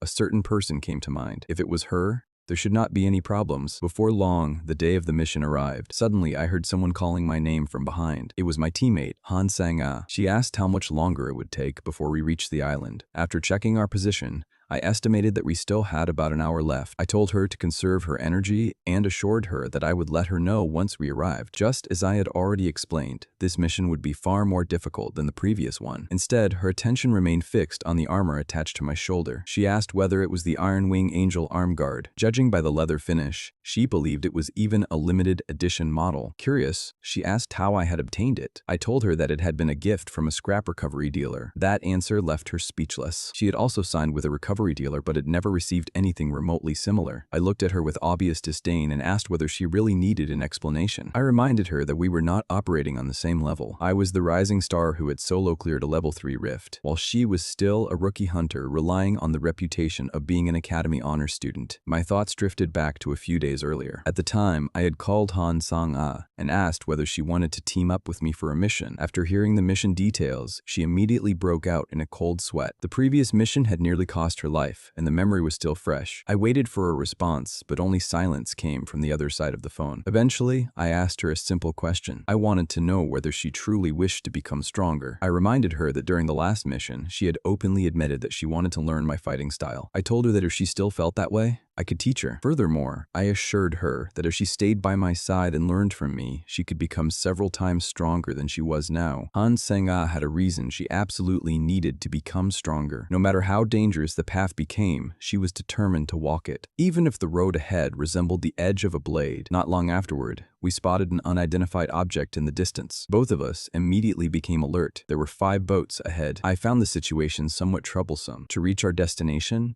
we would have to pass through the area quietly. The next moment, Han Sang-ah lifted herself into the air. I had not expected her to possess an ability like that. She burst into laughter and remarked that there were actually things I could not do. She even mocked me, saying that if I could not handle something so simple, I was ridiculous. What she did not realize was that my expression had already darkened the moment she started laughing. Without hesitation, I flicked her forehead and ordered her to carry me while flying. I also warned her not to splash water onto my clothes because I had just bought them. A moment later, I sensed something unusual and immediately fixed my gaze on the boats ahead. I told Han Sang-ah to head toward the nearest vessel first. I could feel fluctuations of magic power. The farther ahead I sensed, the stronger those fluctuations became. Soon, Han Sang-ah lowered us beside one of the boats. To her surprise, a figure was standing on the deck. At almost the same moment, I stepped onto the vessel and told her to look carefully. I explained that no human could move in that manner. Only then did she realize the truth. The deck was packed with zombies. Han Sang-ah landed heavily on the ship. I frowned and reminded her not to land that way. Repeated impacts like that would damage her knees. More importantly, the noise had already attracted every zombie nearby. Han Sang-ah paid little attention to my warning. She immediately stomped down and unleashed a violent burst of power. In her mind, if she could not even deal with basic zombies like these. However, in the next moment, I was nearly struck by the stray electricity she released. I immediately cursed at her. I told her she was wasting far too much magic power. If she kept fighting like that, she would exhaust herself in no time. Against low-level zombies, simple techniques were more than enough. Han Sang-ah froze for a moment. She realized that I had already begun teaching her. Because of that, she chose to listen. Unfortunately, her definition of holding back was very different from mine. The zombie died instantly, but I still felt she was using far more energy than necessary. She needed to learn how to conserve her strength. Every time she attacked, I forced her to reduce her output a little more. Han Sang-ah had endured a miserable childhood. Because of that, she swore she would never live as one of the weak again. Suddenly, a zombie lunged at her with its jaws wide open. Just as its fangs were about to sink into her flesh, a bolt of lightning shot forward at a speed too fast for the naked eye to follow. If becoming stronger required walking through hell itself, then she was willing to take that path without hesitation. A short while later, Han Sang-ah finished clearing out the remaining monsters and asked whether everything was finally over. I told her that I had already dealt with the monsters on the other boats as well. She reluctantly thanked me and admitted that she had learned a lot from the advice I had given her. I teased her, saying there was no need to thank me because the world was full of people who would not learn anything even if knowledge was handed to them on a silver platter. After hearing that, she admitted something surprising. She explained that this was the first first time anyone had ever properly advised her. That answer caught me off guard. I asked what exactly they had been teaching her at the academy. She explained that because she learned everything so quickly, her instructors never bothered teaching her the fundamentals. I laughed and asked whether she realized that if I kept teaching her like this, she might eventually become stronger than me. Tears began forming in her eyes as she replied that she had never managed to surpass even a single one of her teachers. Seeing her in such an emotional state surprised me. I casually reassured her and told her not to worry because that would never happen with me. I intended to make sure she would keep looking up to me for the rest of her life. After that, we prepared to head deeper into the island. The sailors informed us that they would remain on standby in case we needed assistance. Before setting out, I reviewed the information provided by the survivor. According to the report, the hostages were being held at a shrine. Han Sang-ah informed me that there were actually 2 shrines on the island, the Gajin Shrine and the Adazumi Shrine. Based on the distance and available information, I concluded that the Gajin Shrine should be our first destination. Han Sang-a estimated that it would take us a couple of hours to reach it on foot. The travel time itself was not the issue. The real problem was getting back. According to the survivor's report, there were 15 hostages. Transporting all of them safely would be difficult. On top of that, I could sense a sinister source of mana hidden beyond the fog. I was certain that once we rescued the captives, the corrosion creatures on the island would pursue us relentlessly. As I searched for a solution, I noticed a vehicle parked in the distance. I immediately asked Han Sang-ah whether she knew how to drive. She confidently replied that she did. A few moments later, I was already regretting that decision. Han Sang-ah drove as though it were her final day alive. She laughed and told me that if I disliked her driving so much, I was free to take the wheel myself. I told her to forget it. Instead, I jumped onto the roof of the vehicle and prepared to deal with the monsters already chasing us. Taking out an arrow sling, I launched a projectile into the pursuing horde. Several monsters were wiped out instantly. When the weapon returned, it cut through even more of them. Just then, I noticed additional monsters leaping toward us from the left side and immediately warned Han Sang-a. She responded by performing the most reckless maneuver imaginable. To avoid the monsters, she swerved aggressively and drove the vehicle on 2 wheels. At that moment, I genuinely wished I had been the one driving. As we sped down the deserted roads, the monsters continued pursuing us relentlessly. Not long afterward, we finally reached the shrine. Han Sang-a pointed out that the monsters were still closing in behind us, but I told her not to worry because I would handle them. She drove the vehicle directly into the shrine ground. The moment we stopped, I unleashed the flames of paradox across the entrance. The blazing barrier consumed every monster that attempted to approach. With the entrance secured, we moved deeper into the shrine and quickly located the hostages. Han Sang-ah stepped forward to introduce herself and reassure them that we had come to rescue them. However, instead of celebrating, the hostages reacted strangely. Tears streamed down their faces as they desperately urged her to run away. The creature raised its weapon and prepared to cut her down. I intercepted the attack and blocked the monster's strike before it could reach her. Without taking my eyes off the enemy, I ordered Han Sang-ah to get the survivors into the vehicle while I dealt with the samurai myself. In the very next moment, the ghost samurai attacked again. I raised my arm and forcefully blocked the strike. The creature immediately leaped into the air and brought down a second attack from above. As the pressure of the descending blade crashed down on me, I gritted my teeth and endured it head-on. Just as the sword was about to fall directly in front of me, Han Sang-ah suddenly slammed on the accelerator. With a deafening crash, the vehicle rammed into the ghost samurai and sent it flying. She shouted for me to get in the car. After climbing inside, I asked whether all the hostages had been rescued. She confirmed that everyone was safe but told me to look ahead. The moment I turned around, I saw countless zombies staring directly at us. My heart immediately sank. The ghost samurai had been thrown away by the collision, yet it was still alive. Without hesitation, I turned to Han Sang-ah and told her to lend me her sword. She immediately protested and asked whether I had lost my mind. To a swordsman, asking for their sword was a serious insult. Lowering my voice, I told her to make a choice between a swordsman's pride and human lives. She fell silent. After a brief hesitation, she finally tossed the sword over. I caught it and tested its balance. I had not expected to use this so soon. My thoughts drifted back to a few days earlier when I was still inside the level 3 corrosion source on Gyeodong Island. During that expedition, I had discovered a glowing glove. After examining it, I confirmed that it was no ordinary item. The moment I realized it could absorb magic power from its surroundings, I understood its value. On the surface, it was merely a piece of equipment capable of maintaining its own magical energy. To me, however, it was much more than that. It was essentially a battery for magic power. Based on my estimates, its maximum capacity could probably sustain me for about 5 minutes. Those 5 minutes alone might be enough to push me close to Leon's level of strength. Returning my focus to the battlefield, I tightened my grip on the sword and activated my magic power. Then, in a single breath, I unleashed dozens of sword energy arcs. Bodies fell one after another. Han Sang-ah watched the scene in complete disbelief. A chill ran through her. In such a short amount of time, I had already eliminated an enormous number of zombies. After removing the immediate threat, I ordered Han Sang-ae not to look back and to drive straight toward the harbor. She nodded and stepped on the accelerator. Before long, we reached the harbor in Yetu. I assumed the worst was already behind us. Unfortunately, I was wrong. Another massive wave of zombies suddenly surged forward from behind. Han Sang-ae anxiously informed me that the vehicle was nearing its limit. I rejected that idea immediately and told her to keep driving. She remained worried. At our current pace,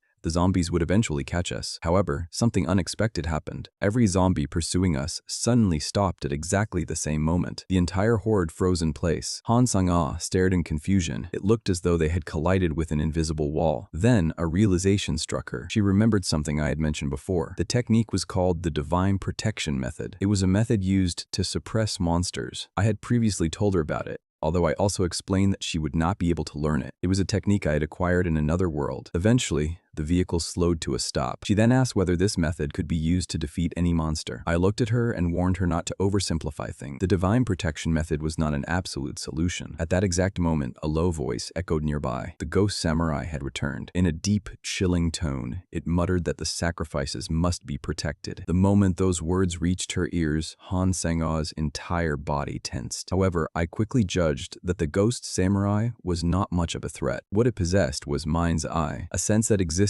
beyond the 5 ordinary senses and allowed its user to predict an opponent's attacks. Han Sang-ah could not understand it. Even accomplished masters struggled to comprehend such a concept. In her eyes, it made no sense that an ordinary corpse could possess an ability like that. Noticing her trembling hand, I calmly reassured her. I told her not to be afraid because there was no reason to fear it. According to my understanding, mind's eye and other techniques like it were ultimately nothing more than illusions. I instructed her to watch carefully and promised that afterward I would explain how to deal with abilities of that nature. With that, I slowly began walking toward the ghost samurai. Han Sang-ah was stunned. She could not understand why I intended to face it alone. I explained that abilities like mind's eye were simply the result of experience accumulated through countless life and death battles. Over time, those experiences became instinct. Sometimes merely releasing killing intent was enough to reduce an opponent to a pitiful state. Of course, only a handful of people were capable of reaching that level. She began connecting it to concepts she had heard before. Perhaps all of them belonged to the same realm of enlightenment. At that moment, I tightened my grip on the sword. I casually swung it once, then I swung it a second time. That was all it took. With only 2 strikes, the ghost samurai was cut cleanly in half at the waist. As I looked down at the fallen monster, I explained that there was nothing inherently special about it. What people truly feared was the illusion created by names and titles. Those labels became chains. I reminded her that what mattered on the battlefield was never the name of a technique. After hearing everything, Han Sang-ah fell silent. She even began questioning what role she had played during the mission. She had always claimed that she would give everything she had, yet my strength had already reached a level far beyond her understanding. When she finally looked up, her eyes had changed. They were filled with determination. In a firm voice, she asked me to teach her properly and seriously from now on. I was surprised by her request because, from my perspective, I was already teaching her. However, Han Sang-ah shook her head and explained that advice was not what she wanted. What she wanted was direct guidance. She admitted that she had finally seen just how weak she was and that she needed to become stronger as quickly as possible. Curious, I asked why she was so desperate for strength. Without hesitation, she revealed her goal. She wanted to destroy Club Shidai with her own hands. Club Shidai was one of the 8 most dangerous corrosion rifts in the world. It was infamous for swallowing the Himalayas in a single catastrophe. I realized that her ambition was far greater than most people. I asked whether her motivation was revenge. She confirmed it. Everything she was doing was for the sake of avenging her family. She explained that she was not asking for my help for free. I examined the card and quickly recognized it. It belonged to the KY Group,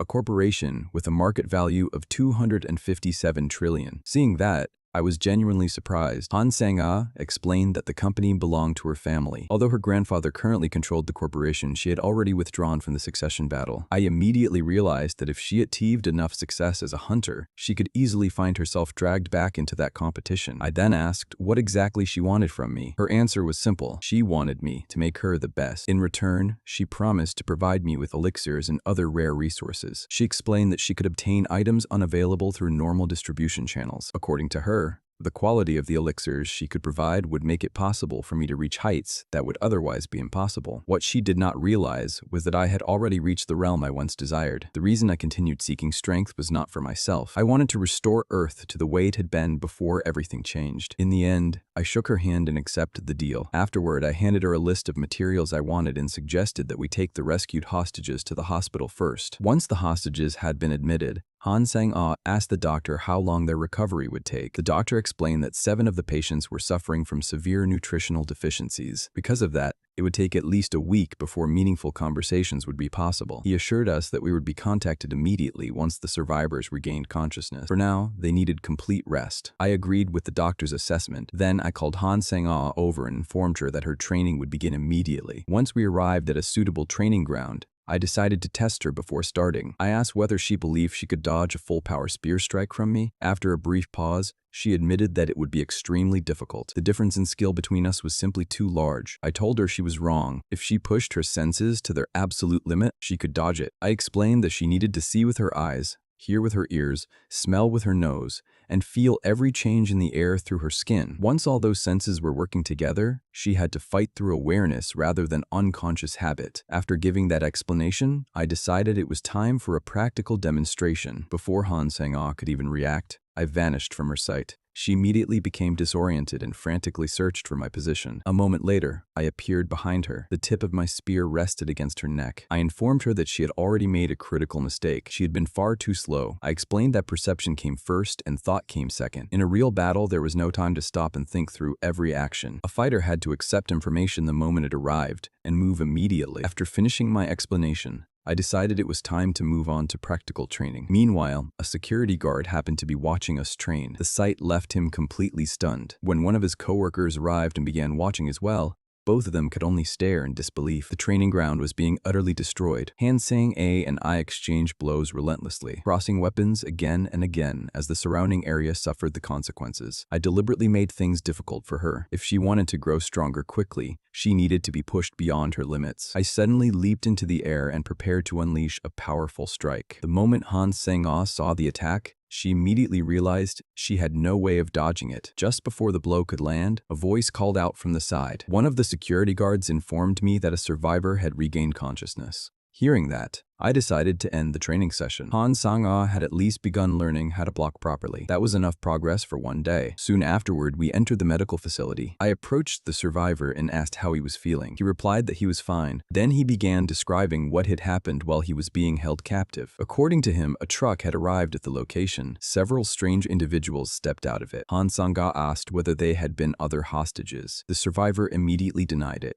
He explained that they were far too calm to be captives. What stood out even more was the behavior of the monsters. Instead of attacking those people, the monsters appeared to be helping them. The survivor further revealed that several hostages had been selected and loaded into the truck. The moment I heard that, something finally clicked. There had only been 7 hostages remaining. Now I finally understood why. I immediately asked about the survivor who had supposedly escaped. The man's answer surprised both of us. He explained that it had not been an escape at all. The people behind the operation had intentionally allowed him to leave. After the interview, both of us finally understood the situation more clearly. I explained that I had been wondering how an ordinary civilian could escape from a place that even Han Sang-ah and I had struggled to infiltrate. Han Sang-ah then asked whether I believed the entire rescue mission had been a trap from the beginning. My expression immediately turned cold. I muttered that the people responsible had a lot of nerve using such a dirty trick. Han Sang-ah looked completely confused. She could not tell whether I was angry because the enemy was underestimating me or because they had used innocent lives as bait. Before leaving, we asked the survivor whether he remembered anything else. After thinking for a moment, he recalled one final detail. One of the individuals who stepped out of the truck had been wearing a cat mascot attached to his waist. Later, Han Sang-ah managed to trace the clue. When I asked how she had figured it out so quickly, she reminded me that cell phones existed for a reason. In my defense, I explained that ordinary people like me could end up with a massive bill just by using the internet. Han Sang-ah could hardly believe what she was hearing. She pointed out that I sounded like someone living in the early 2000s. Not long afterward, we finally found the man we had been searching for. His face was covered in piercings. The moment I saw him, I casually mocked him and asked whether he had used a sewing machine to stitch together that ugly face of his.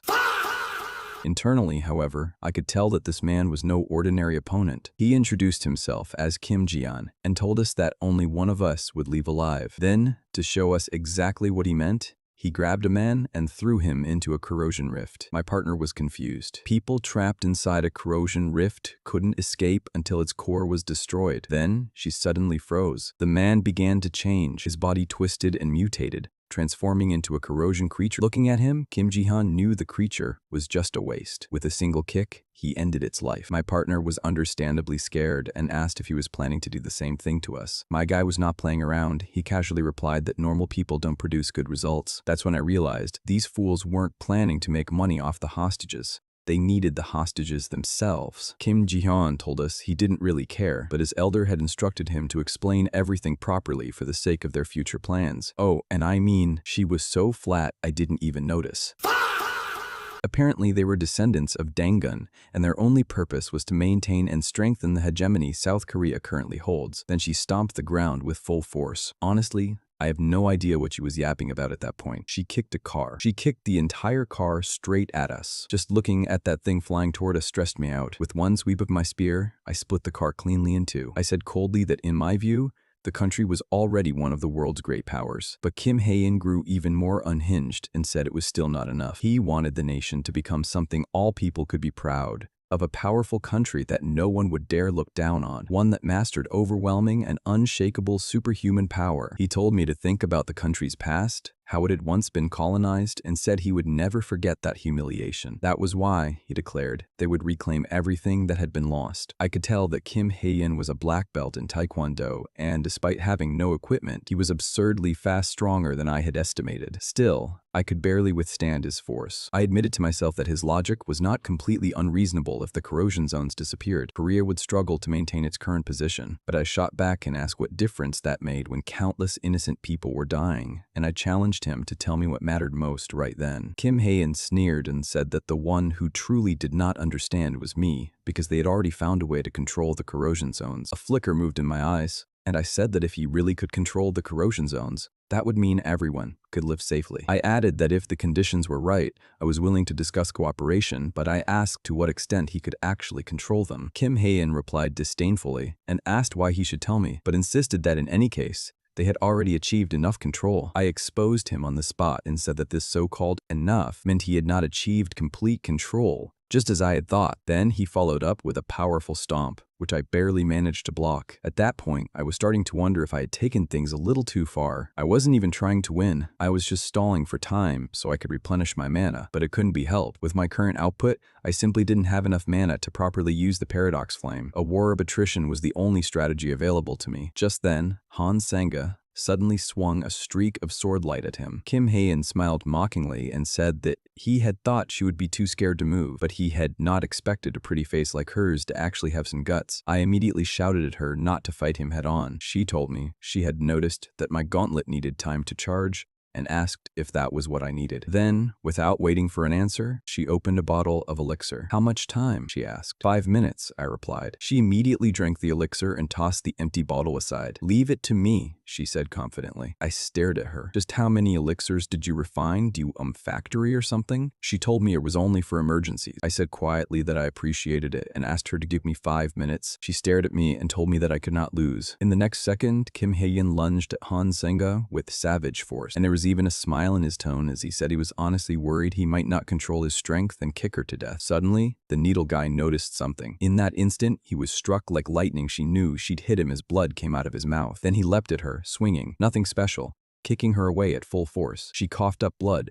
Then I caught her, then called out to the needle guy, asking him if he's ready to die. His pupils contracted, and he asked how my magic had suddenly increased so much, and whether I had been hiding my strength from the start. I answered indifferently, and said there was nothing worth being surprised about. The principle was the same as the piercings on his face. Kim Hae-in froze and asked how I knew that. My gaze turned blade sharp as I told him that the fact he had not even noticed could only mean he was stupid. I told him to look around. There was purified magic leaking all through the air. The magic inside his body had been overloaded for a long time, and that was why it was leaking out. I added that, thanks to him, I had finally gathered enough enough magic to ignite the flames of paradox. Kim Hae-in roared and called it nonsense, insisting there was no way in the world to absorb discarded magic. My voice turned colder and I told him he did not need to know the truth either way. He was going to die there that day. In the next second, I unleashed my technique, the blue trajectory. 16 hits while simultaneously releasing the flames of paradox upon him. After being pierced through, Kim Hae-in could not even keep breathing, and he quickly realized that the problem with his body was far beyond lung damage. More fatal still, he could no longer sense his own heartbeat. He was only standing by sheer force of magic power, just to preserve the last scrap of pitiful dignity he had left. I had already burned away all the muscular strength in his body. Driven into a corner, Kim Hae-in actually cried out to his captain for help. "Maharaga! Help! Help!" The moment the words left his mouth, a blinding light exploded before my eyes. My nerves tightened instantly, and I entered a combat response at once. In the next second, I pulled out the spear on my back and swung it hard toward the direction from which the attack had come. After blocking that wave of offense, I stared coldly ahead, wanting to see who else dared interfere. The other side had not expected that I could draw my spear and counterattack immediately. He even praised my reflexes and instincts in battle. My heart sank. Even in this era, there was still someone using traditional Korean archery. This guy was the captain they had mentioned, and the pressure of the energy waves coming off him was worthy of the title of captain. No matter how unwilling I was to admit it, I could only acknowledge that this man was at least twice as strong as Lee Soon, and possibly 3 to 4 times as strong. At that moment, the hooded man above finally spoke. He first praised my courage, then asked whether I was not afraid of death. Looking up at him on the rooftop, I answered in an unhurried tone that if he really wanted to kill me, he would have done it already. Then I raised my hand and activated my strange flame. At the same time, Kim Hae-in, wrapped in the strange flames, felt the burning pain intensify. Hearing the wailing, the hooded man directly ordered me to extinguish the flames on Kim Hae-in, saying he did not want to repeat himself. At that moment, I finally understood everything before Kim Hae-in collapsed. His magic had already been exhausted, and now it was only the hooded man's magic that was keeping him alive. More importantly, if that arrow just now had aimed at my head rather than my wrist, I would already be dead. On the other side, Kim Hae-in finally could not hold on any longer, and his consciousness began to fade. The hooded man instantly flashed to his side and caught him steadily, then demanded to know whether I realized what I had done to Kim Hae-in. His muscular strength was ruined, and for the rest of his life he would only be able to rely on magic power to maintain blood circulation, destined to live in a wheelchair. The hooded man said coldly that he would take me back alive, and that as long as he left me breathing, that would be enough. I fired back without hesitation and told him to go ahead and try. I would rather self-detonate on the spot than become his puppet. But before he could figure out the principle behind my flames, the hooded man withdrew first. He left behind one sentence. When corrosion rifts first appeared, no one believed they could be controlled either, but I had done it. The hooded man said that one day, the two of us would stand beneath his rule. With that, his figure flashed and disappeared directly from my sight. After he left, I understood that a short-tempered madman had set his sights on me. Even Han Sanga could tell that what the other side wanted was my unique trait. Logically speaking, if they had truly wanted to capture me, they could easily have tied me up while I was unconscious. She asked whether I thought terrorists would care about a background like that. I told her to think carefully about what the real purpose behind this entire sequence of actions was. She reacted instantly and blurted out that the Korean government might not actually want this matter resolved. I voiced my guess that the group behind all this had likely been receiving direct official support the whole time. Han Sanga panicked on the spot and asked whether that meant we should not have cleared this corrosion rift, but I answered blandly that I did not care, we would just pretend we did not know. She said awkwardly that she was not good at lying, and I sighed helplessly because I had guessed that long ago. But for now, we had to deal with the problem in front of us first. I told her to wait outside while I went in alone. She looked worried and asked whether I really did not need her to come in and help. I glanced back and told her that she had no idea what they had done inside. I told her to stay there, rest, recover her strength, and wait for me to come back. With that, I did not hesitate. With one leap, I jumped straight into the depths of the corrosion rift. After passing through the dark tunnel, I reached my destination, the level 2 corrosion rift on Tsushima Island. Very soon, I arrived in front of the door of an old-style building. This really was a level 2 corrosion rift. I had originally thought this place would be a castle piled up from rotten, undead flesh, but the structure before me was so solid that it was alarming. Not only that, the yin energy was as dense as fog. Every breath I took felt like icy needles stabbing into my lungs. I knew very well in my heart that behind this door lay all the answers I wanted. I had never liked overthinking before a fight, but this time I had no choice but to calculate every possibility and advance. After walking Walking into the room, I immediately saw a black vessel emitting a strange green glow. It was actually a huge vat. I could hardly believe it. This thing was the core of a level 2 corrosion rift. Everything before me was the complete opposite of what I had expected. Just then, a faint sound reached me, and my pupils contracted sharply. Following the sound, I saw a man covered in wounds, lying on the ground. At the same time, something suddenly extended out of the vat. The man on the ground cried out that both his legs were gone and the pain was unbearable. But in the very next second, a thick tail suddenly lashed out. Immediately afterward, the man was dragged alive into the vat, and even his final cries for help were completely swallowed by the eerie green light. That scene instantly reminded me of the other world. Countless shrill screams and cries for help flooded my ears like a tide. The hellish sight before me made my stomach churn, and instinctively I clamped a hand tightly over my mouth. What a disgusting bunch of humans, but an altar for live human sacrifice. But this sacrifice was different from every case I had encountered before. A bizarre figure fully revealed itself before me. Looking at the katana clenched in the other party's hand, I finally understood. This was the aura of a samurai. The man pulled out his sword and told me to do the same, since he intended to temper his blade with my blood. I felt a surge of panic the moment I caught the full pressure radiating off him. Considering he'd managed to subdue a swordsman this powerful, it crossed my mind that someone even stronger than the captain had to exist somewhere out there. I was still caught up in that thought when he charged, his blade nearly taking my head clean off. I barely dodged it, and that alone told me everything I needed to know about how dangerous this opponent really was. Still, I decided to go all in from the start before he had any chance to read my weaknesses. I struck with everything I had, aiming to end it right there. To my shock, he blocked my strongest output with nothing but his blade. Worse than that, I hadn't even seen him move to block it. Before I could react, he'd already cut through me, his sword slicing clean across my body. The fear hit hard. He was even faster than I'd given him credit for. He actually complimented me, noting that I'd managed to make him miss the vital points. Then, almost casually, he decided to test me with something worse, raining down fast, brutal cuts until I dropped to my knees. With things spiraling, I knew I had no choice left but to bring out the paradox flame. The problem was this enemy wasn't alive in any conventional sense, which meant the flame held no real power against him as an attack. I was running out of ideas, but I forced myself back up using the flame anyway. He looked almost amused that I could still stand, wondering aloud what it would actually take to put me down for good. Before I knew it, he cut me again several times, and this round was worse. Every muscle in my body felt like it had been torn apart, and I nearly blacked out completely. The only mercy was that the muscles above my shoulders still responded, so I used the flame to accelerate my healing, forcing the torn muscle back together fast enough to get behind him. For a second, I genuinely believed I had my opening. I moved, but to my disbelief, he vanished from in front of me and reappeared behind me instead. He mocked me for being too slow, striking down at me, but pulled back at the last second, refusing to actually kill me. I used that gap to throw myself backward. He teased me, claiming he'd simply missed.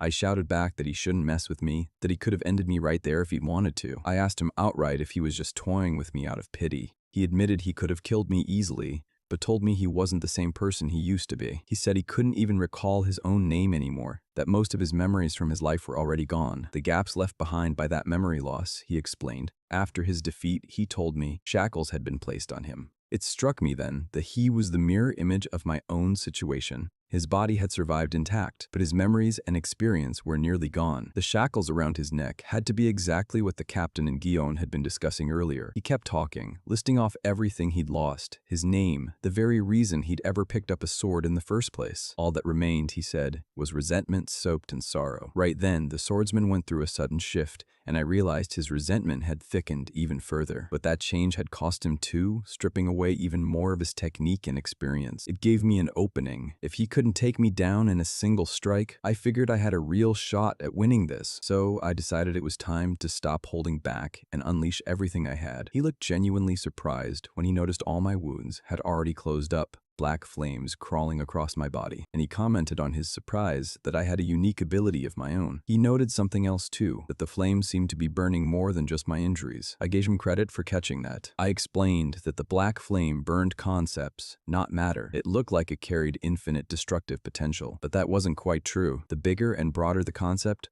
the more mana it demanded, and the harder it became to keep under control. I knew I had to be careful not to get swept up in the backlash myself. If this were the old days, control wouldn't have been something I'd even worry about.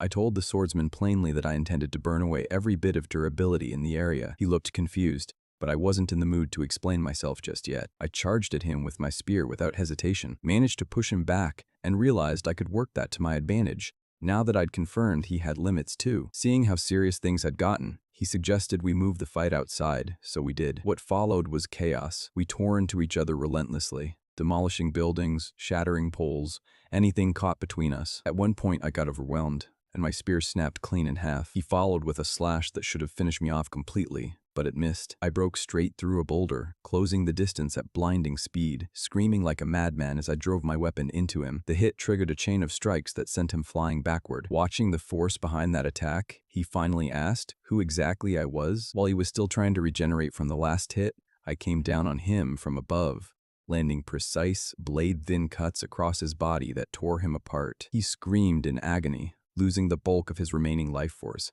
But he wasn't finished. He came at me again, and we ended up cutting into each other simultaneously, except mine landed deeper, slicing diagonally across him. Neither of us backed down, both screaming through the pain. It pulled me back, for just a second, to a memory from the other world. Someone had once asked me what I'd do if I ever faced an opponent truly equal to me. I'd told them simply that one of us wouldn't be walking away from that fight. Back in the rift, my final strike landed, a devastating hit that took everything I had left to deliver. Still, I managed to smile by the end of it, because I was the one left standing. As the swordsman faded away, the rift handed me a reward, the same way it had after I'd taken down the Grade 2 core. I was relieved that rewards still worked the same way here as they had back in the other world. I opened the box and found a spearhead inside, and honestly, I had no idea what I was supposed to do with it. I wasted no time figuring out the spearhead. I tossed it into the distance, then recalled it back, realizing I could use mana to extend its length. I remembered that rewards were tied to the number of people who entered a rift, and for a second, I regretted not telling Sa to follow me in, even from somewhere safe, just so she could have earned a reward of her own. Then, I noticed the enemy's sword hadn't vanished along with him, so I decided to take that too. A while later, I made my way back to the surface and found Sa asleep. I tossed the sword near her to wake her up, and she stared at it, clearly thrown, since it wasn't anything she recognized. I told her I'd picked it up along the way, and assured her it was a quality blade, given how skilled its previous owner had been. She turned it over in her hands and admitted it really was impressive. When she asked where I'd gotten it, I was too exhausted to get into it, telling her not to worry about that part. All I cared about was whether she'd gotten enough rest while I was gone. Before I could say anything else, I blacked out completely. She was startled, but it told her something simple. I was human too, after all. Given how dangerous a Grade 2 rift was supposed to be, news that I'd cleared one solo sent everyone into a frenzy. The public went wild over it, especially since even seasoned hunters rarely managed something like that alone. My face ended up plastered everywhere, turning me into the most talked about name out there overnight. Eventually, I woke up in a hospital room and realized stepping outside wasn't an option. Not long after, a woman in glasses walked in and introduced herself as Jia Sujong from the Secretariat of Embargo Tower. I told her to come in and thanked her for covering my hospital bill, though I admitted I'd never heard of Embargo Tower before. She explained they weren't well known publicly since their work centered on ICT. She told me to flag anything causing inconvenience, but I told her there wasn't anything like that. Still, I had a question of my own. I pointed out that a hospital bill like mine wasn't cheap, which told me the organization wanted something from me in return.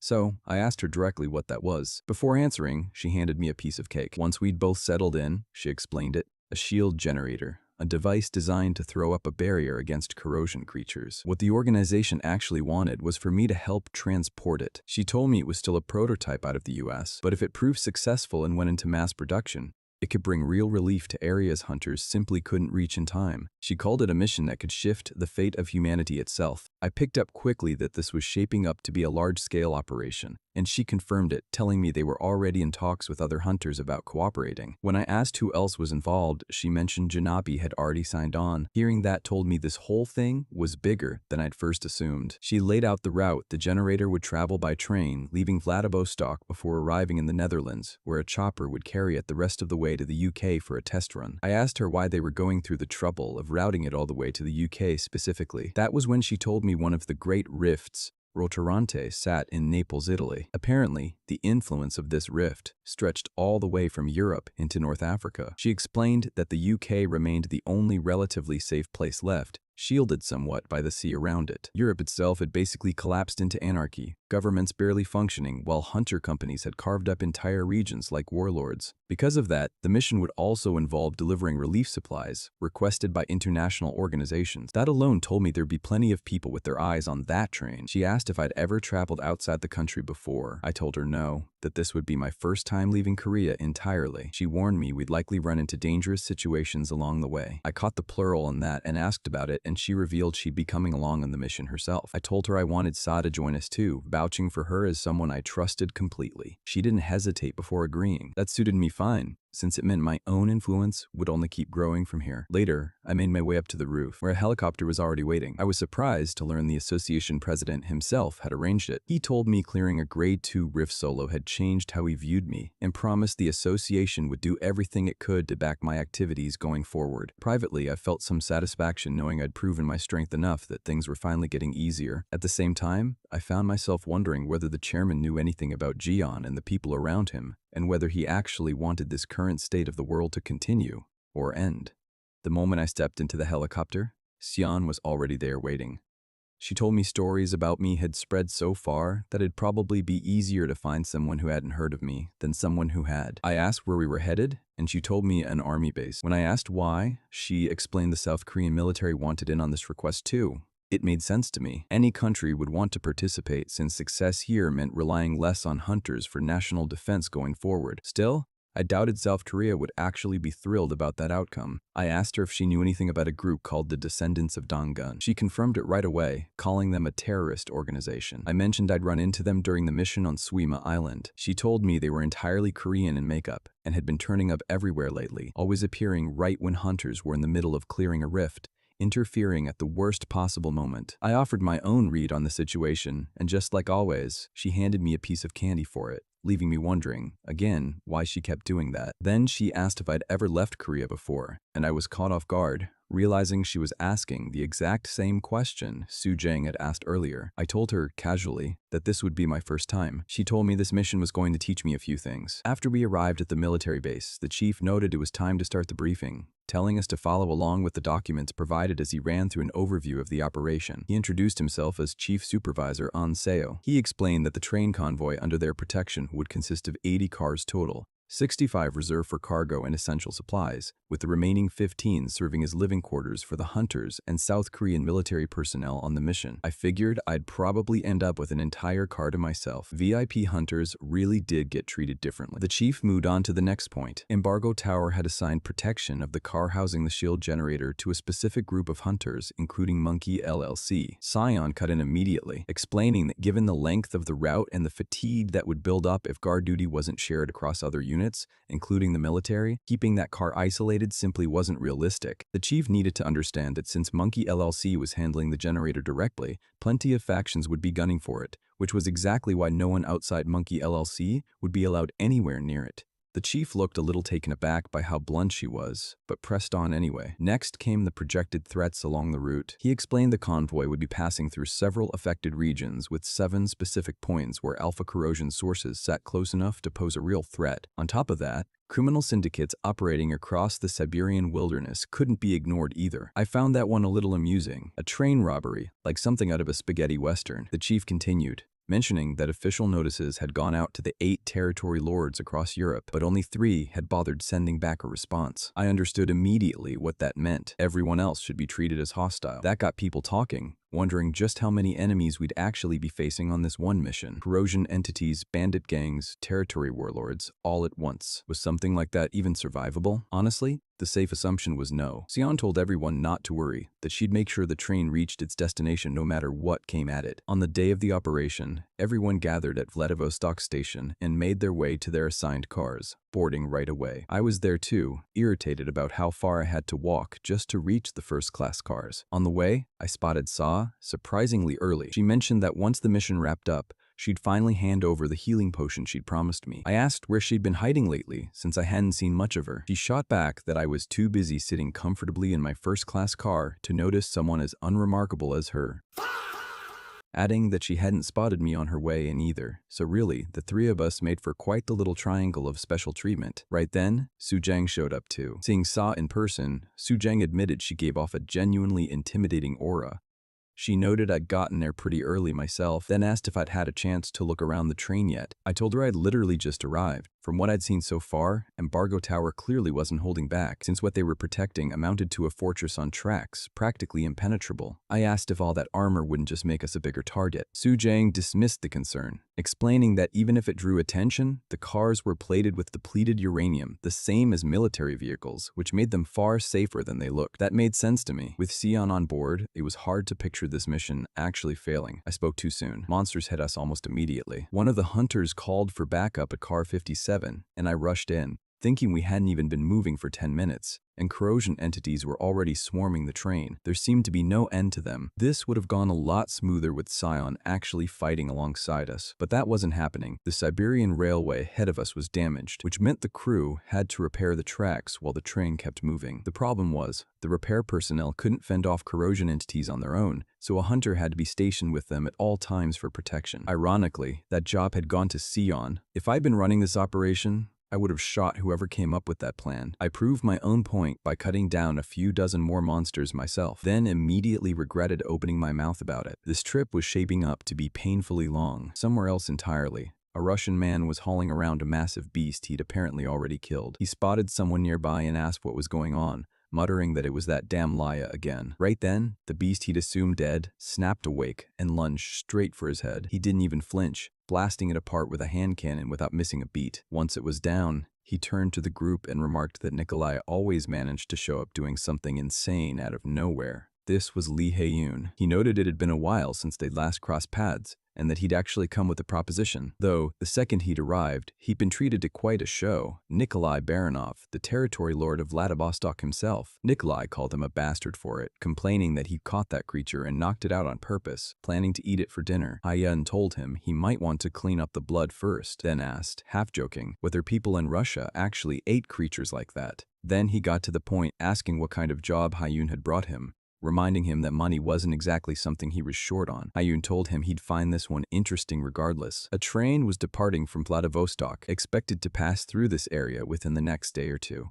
Nikolai told him to drop the jokes, pointing out that the Siberian railway had been destroyed ages ago. Hae-yoon explained that among those who'd awakened their mana circuits, some were capable of repairing tracks on the fly, as long as they had the materials for it. That caught Nikolai off guard. He hadn't considered repairs happening mid-route. Still, he wanted to know what exactly they were transporting. Hae-yoon didn't answer that directly. What mattered more, he said, was who was guarding it. The candy lady from Monkey LLC. Nikolai's eyebrows shot up at that, asking if Hae-yoon had already known she'd be on this job, and if that meant he'd actually prepared for it. Hae-yoon confirmed it, and Nikolai broke into a grin at the idea. Robbing a train guarded by none other than Sen herself. That sounded like fun. Hae-yoon clarified that he didn't consider it a robbery, since Monkey LLC's contract was specifically to protect one car on that train. Nikolai asked what exactly he wanted done with it. Just blow it apart, right? Hae-yoon told him it wasn't that simple either, privately thinking the man really was some lowly piece of trash. He'd need to board the train and connect a terminal device to the machine stored inside.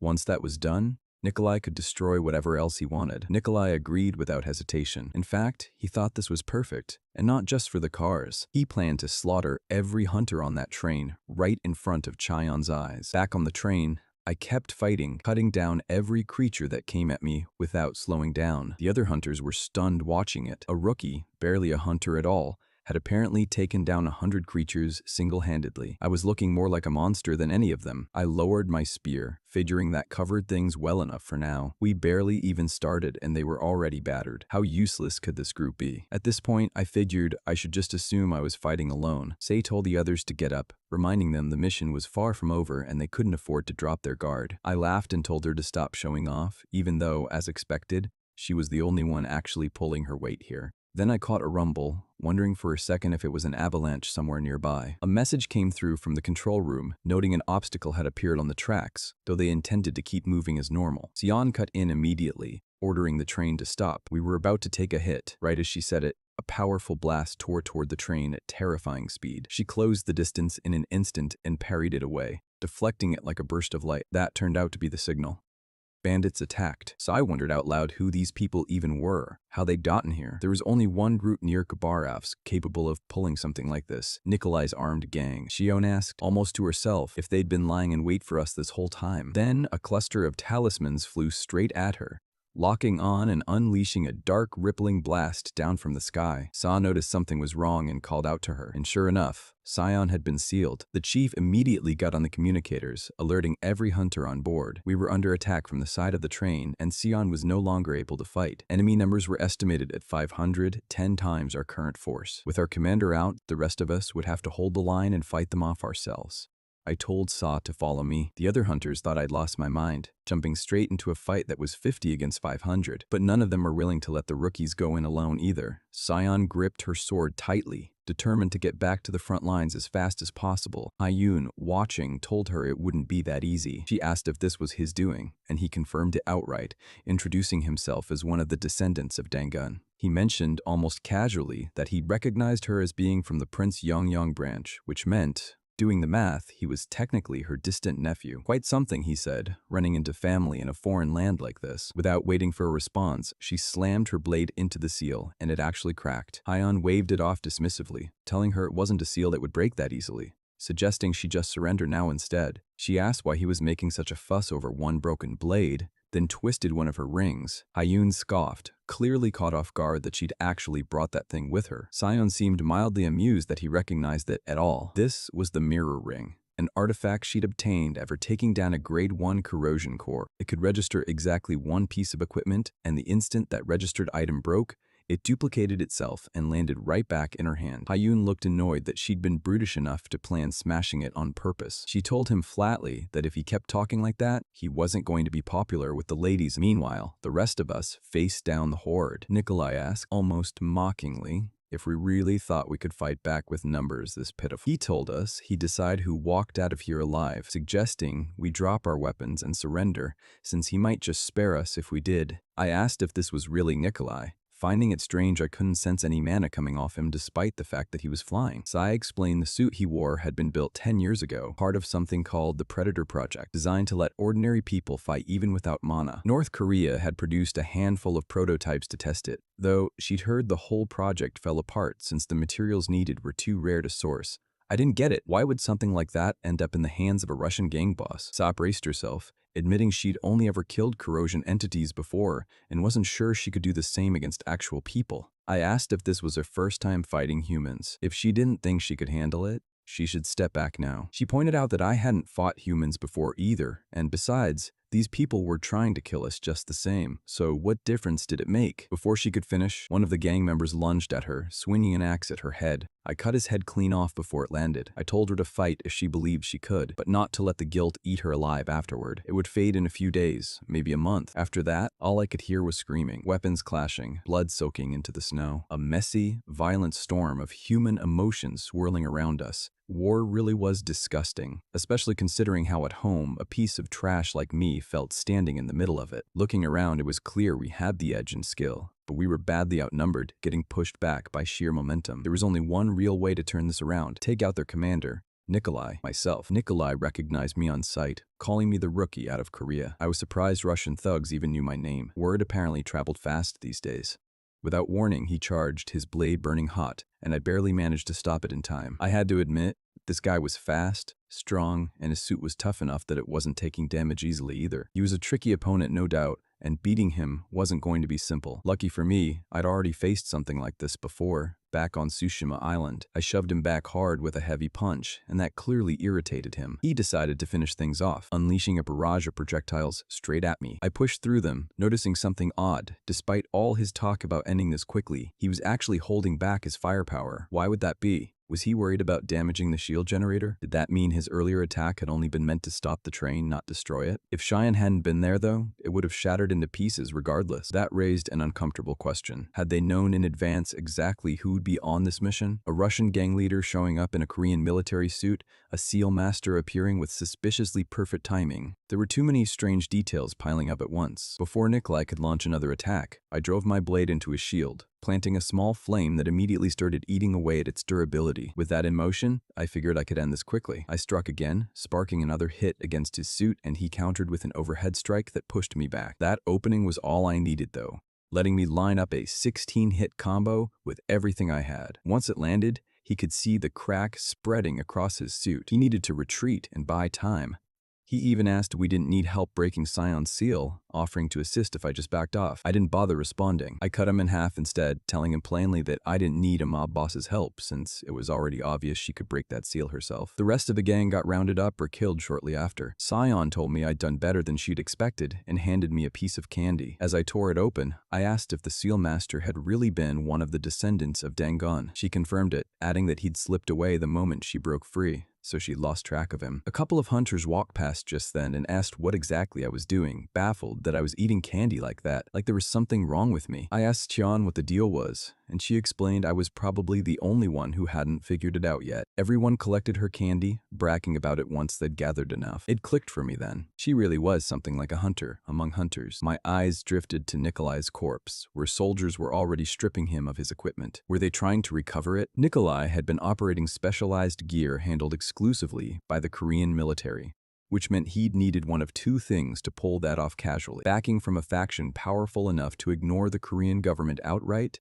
or quiet approval from the military itself. Could we actually trust the Korean military personnel riding along with us on this train? Elsewhere, presumably back in Korea, Hyun returned on shaky legs, his expression strained from burning through too much mana on the seal. The captain greeted him, telling him he'd worked hard. Hyun corrected him, admitting he'd failed. The captain brushed it off, calling it a minor setback, pointing out that tripping was inevitable when you were looking far enough ahead. Since when did Korean men cower over a single failure? He told Hyun to let today go and focus on recovering for tomorrow. Hyun thanked him for it, and the captain reminded him not to lose his pride over this. Riding the elevator down, Hyun reflected bitterly that he hadn't expected his subordinates to fall one after another. If only he cracked that mana pattern of mine sooner, he could have killed me right there on the spot. He made his way to the third floor into a monitoring room, where a man who looked like your typical internet nerd was waiting, Dr. Gon Woo. He asked the captain what brought him down here, and the captain asked about progress on the thing they'd discussed earlier. Gon Woo explained it would take time, just as he'd said before, but he believed it was achievable. The budget and time requirements hadn't changed at all. Dr. Gonwo admitted he'd do his best, but said it really would have been a shame if they'd managed to figure out the principles behind the shield generator beforehand, since that would have made everything far easier. Captain told him not to worry. The journey across Siberia was a long one after all.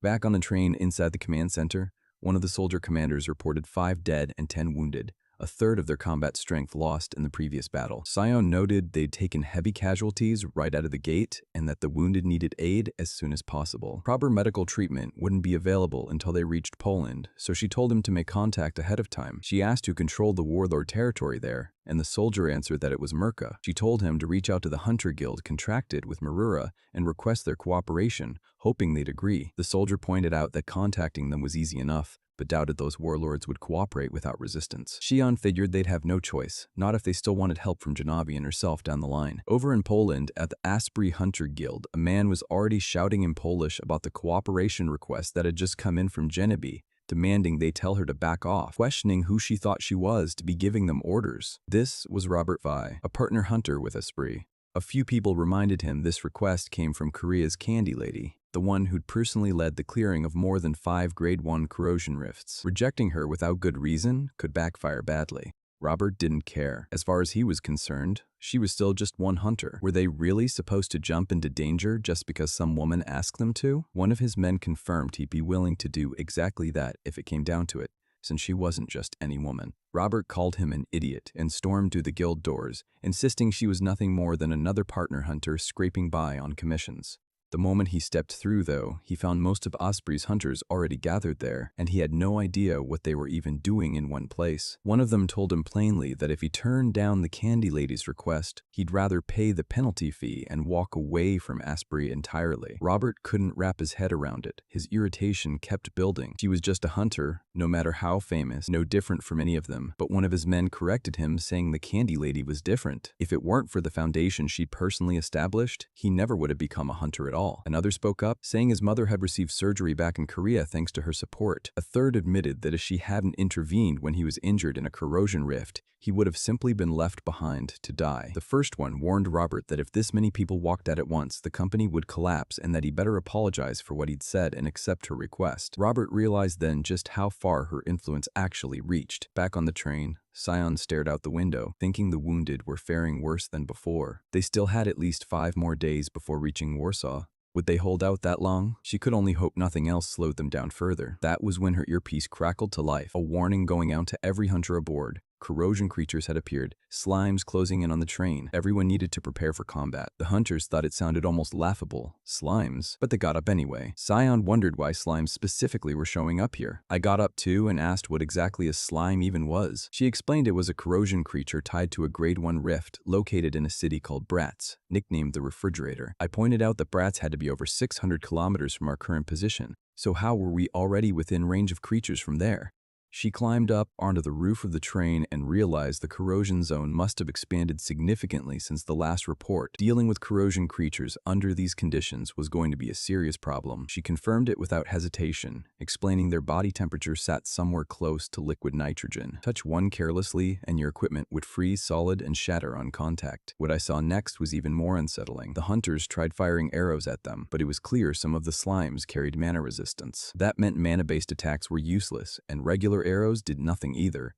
Essentially, there was no clean way to actually deal damage. The hunters started to panic, realizing that at this rate, the slimes would overtake the train before it ever cleared the corrosion zone. If that happened, the entire mission failed, which wasn't something we could afford. I studied the situation for a moment, then called over one of the hunters in the front row and asked if he minded letting me try his bow. He handed it over, explaining, I just needed to gather mana at the arrow's tip and trace the trajectory through my arm and the bow itself. Sion watched as I prepared an arrow wrapped in black flame. If regular attacks failed because of mana resistance, the obvious answer was to burn through the resistance itself. I fired, and the arrow struck the slime's resistance shield directly. The attack itself didn't land, but the flame stayed lodged there, and the resistance spell broke apart almost immediately after. I figured it'd be far simpler to just blanket the whole field beside the train in paradox flame, but I wasn't confident I could keep that under control, so that idea was off the table. I handed the bow back, telling them once the black flames died down a bit, they'd have their opening to attack. Sion let out a surprised laugh, recognizing the skill from before, a unique ability that erased formless concepts. She admitted I really was hard to figure out. Either way, with the resistance broken, she moved in immediately, cutting the slime queen in two. The pieces dropped to the ground, and she asked how many were left. One of the hunters reported just one more, already closing in on the train directly overhead.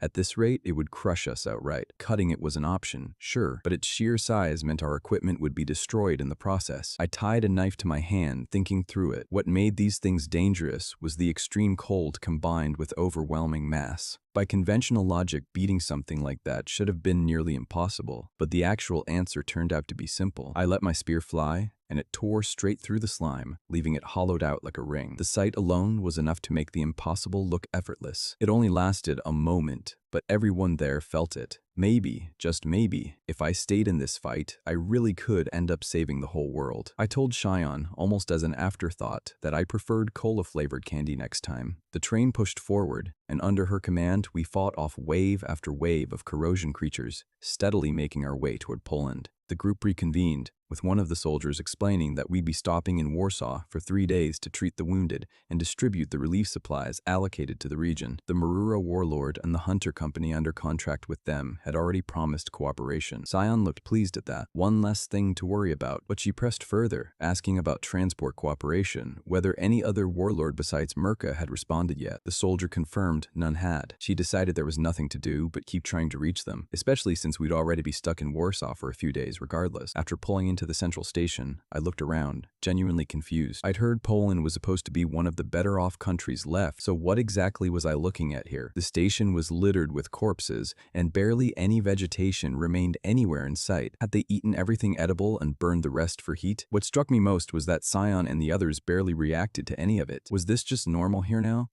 A Polish man who spoke Korean approached me, introducing himself as Warrant Officer Joseph Polansky of Mazurka, offering to show me to my lodging. As he drove me there in a black car down a rough road, I noticed everyone else being taken separately, clearly split by rank.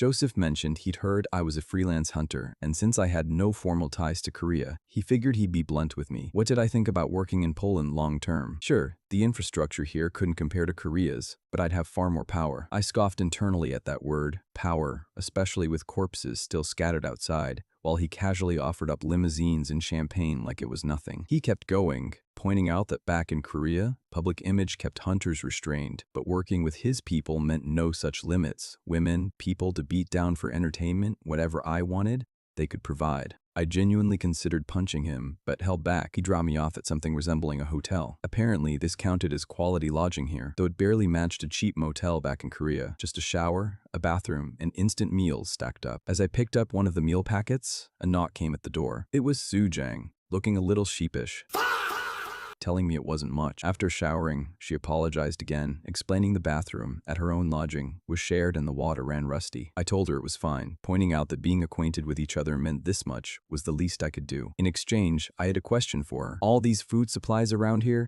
why were they all Korean made? She went quiet for a moment before explaining it came down to Korean government policy. Rare minerals, fossil fuels, grain, meat, fruit, all of it, the policy prioritized importing as much as possible into Korea first, consuming what was needed domestically, then selling off whatever remained back out to foreign markets. I pointed out how impressive it was that other countries cooperated so willingly with that arrangement. She explained the alternative was worse. Getting on the Korean government's bad side meant losing coordination from hunters entirely, and in a world where farming and mining couldn't happen safely without hunter protection, compliance wasn't really optional if you wanted to survive. Even when Korea's demands bordered on outrageous, supplies that traveled from Europe to Korea and back to Europe came back degraded, years-old canned goods, low-grade meat, sprouted potatoes. I asked about the relief supplies we were actually transporting. Were we hauling sprouted potatoes too? After a moment, she stepped out of the bath and explained that the relief supplies on this train were something called recycled compound powder, number 65. It was discarded food waste, dried at temperatures of 390 degrees and then ground into powder. The number 65 meant the mix contained 65%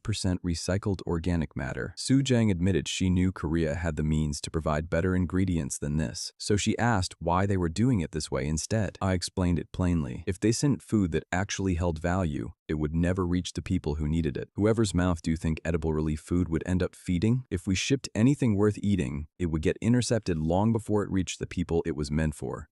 At best, ending up in some warlord's stomach. At worst, getting sold off to fund weapons. Because in this world, that kind of thing went unpunished. It finally clicked for me what Sion had meant earlier. I'd been thinking about all of this too, naively. This world was even more rotten than the one I'd left behind. Honestly, the whole thing was absurd. The world was sliding straight into hell, and somewhere out there was an organization actively trying to control the corrosion source just to keep it that way forever. I had a clear sense now of where I needed to stand on this. I turned to Soo-jang and asked one last thing. Where was the nearest uncooperative warlord? The one in Hamburg, Germany. A crowd had gathered around the German warlord, Kaiser Daniel Lewis, demanding to know what was going on. Someone explained that some Korean named Chon Sok was tearing through the place, demanding answers for why they weren't cooperating with the train operation. Kaiser approached, telling me to stop, warning that if I laid another hand on his men, he'd file a formal protest with the Korean Hunter Association. I looked at him, then went ahead and punched the man I'd already been aiming for anyway. Kaiser asked if I really wanted to die. I dropped the man I'd just hit and told them plainly that if they intended to kill someone,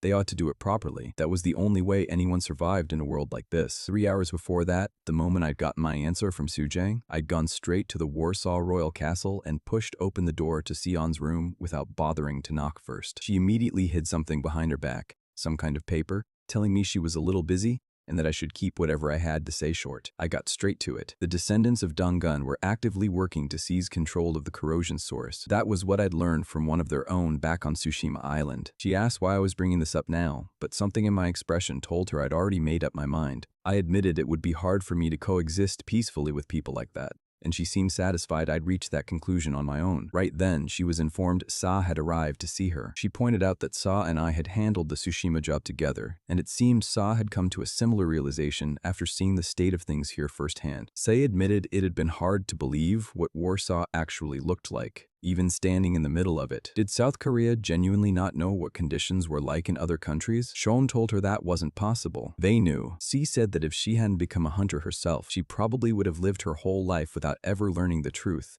and she still couldn't fully process it. She asked if there was anything they could do. Sion told her plainly there wasn't. It was unfortunate, but true. Our job here wasn't finished. And between the requests already piled on us, there simply wasn't room to take on more. The situation was bad, but the priority had to stay on the task directly in front of us. I had something to add to that though, and Xian grew visibly uneasy the moment she heard me out. I told her honestly that it would be simple enough to just put down the other warlords by force. The only reason no one had was public image, but as an unaffiliated hunter, that restriction didn't apply to me. We'd be in Poland a while longer anyway, so I'd handle it myself and come back once it was done. Xian thought it was extreme, but admitted there was no other real option left at this point. She asked if I was sure about going alone, and I told her I'd have it resolved before relief distribution in Poland even wrapped up. All she needed to do was come finish things up in person once it was done. Sa told me she'd come along if I needed her, but I told her to keep practicing what I'd taught her instead. I asked Xian to arrange a helicopter for our side, figuring it'd take about an hour total. We'd see each other again in Germany. Kaiser's warlords had assumed the mana inside my body wasn't anything significant, factoring in that there had to be a hard limit to how much a single person could draw out. With their numbers, they figured they had decent odds even against a South Korean A-rank hunter, a reasonable conclusion on paper. Unfortunately for them, I wasn't exactly an ordinary hunter. I told Daniel to choose. We could settle this through conversation, or we could fight it out until the end. He looked at me like he couldn't place who I even was, clearly confused how I was still standing when my mana should have run dry hours earlier. He ordered his men to open fire, but before a single shot went off, I had my arm wrapped around his throat, asking him again to decide. As he started losing consciousness, he asked how I planned to handle the fallout from this. I told him honestly that I didn't care. That got him talking. We ended up in a tent together and someone handed me something that looked like cola but tasted nothing like it. Daniel explained it was just close enough in color, easy enough to get out here, so that's what they drank. He admitted it had been years since he'd had real cola himself. I found myself wondering if conditions here were actually worse than Poland. Even with the translation function running, they were living out of tents, and the power supply seemed unreliable at best. Daniel explained this base had been built early on during the corrosion crisis. As time dragged on, national support had withered away, leaving behind something barely functional, an eyesore nobody could maintain anymore. He admitted it was humiliating, realizing just how far his own country had fallen. I asked him directly why he wasn't cooperating with the train operation. He explained they needed the shield generator more urgently than the UK did because of our Taranti, one of the 8 warlord-controlled Great Rifts, which I recognized immediately. He went on, explaining that whatever the UK was dealing with paled in comparison to what Italy faced with Taranti actively expanding. Even now, they were locked in a desperate struggle just to hold the corrosion zone back. I pointed out that the shield generator was still experimental and needed a stable, safe location like the UK to gather proper data. Wouldn't refusing to cooperate just delay them getting access to it even longer? Daniel slammed his fist down, snapping that he'd agreed to talk, not negotiate terms. I told him if he'd already understood that much himself, he should stop arguing and just cooperate. He couldn't understand where my arrogance was coming from, like I had some other options sitting in reserve. I told him I did, just one he wouldn't recommend. He caught the implication and asked what kind of cooperation I actually meant. He told me almost dismissively that this wasn't anything serious and that I should head back now. I asked him what kind of fool he thought I was. I wasn't leaving. If I walked away the moment I got an answer, there was no telling whether he'd change his mind the second I was gone, and I certainly wasn't sticking around for free. I held up what I had for payment, cola-flavored candy, earned the hard way after taking down a slime. Daniel remarked that Koreans really did have it easy, not knowing what tomorrow even looked like out here. That brought Sion's earlier question back to mind. What did I plan to do once this mission wrapped up? Now that I understood just how broken this world had become, it felt like the right time to actually do something about it. I'd have to tear through all of it if I wanted to actually save this world. I told Daniel I'd come back to thank him properly someday, since he was the man who'd end up drinking real cola again within a few years. Out in the square just outside the Warsaw Royal Castle, soldiers were handing out rations, some thin, unappetizing soup. The man who just received his portion asked if this was really all there was. How was anyone supposed to fill their stomach with soup so thin he could see clear to the bottom of the bowl? One of the soldiers told him to stop causing trouble and step back. When he didn't, the soldier decided force was necessary. The man kept shouting, calling them no different from common thugs, and a Korean soldier raised his gun and fired straight into his chest. The crowd screamed, certain he'd just been killed over a bowl of soup, but someone clarified quickly that he wasn't dead, just salt bullets. The soldiers understood everyone was struggling, but they couldn't hand out unlimited rations to a crowd this size. If another disturbance broke out, they wouldn't hesitate to suppress it again. Once people realized these were non-lethal rounds, the crowd surged toward the food pot instead, everyone scrambling for more than their share. Sion got the report shortly after, 37 minor injuries, 8 confirmed severe, and this marked the 24th case of forged ration tickets caught so far. She thought the whole scene was chaos, with nowhere near enough manpower to manage it properly. A hunter relayed that a message had come in from the Kaiser warlord, and Xian told him to forward it immediately, guessing I'd succeeded. Daniel's message confirmed it. They were accepting Janabi's request for cooperation. A few hours later, at the Kaiser warlord's castle, Daniel welcomed Xian to Hamburg, remarking that she'd sent quite the strange man her way. She returned the greeting and thanked him for agreeing to cooperate.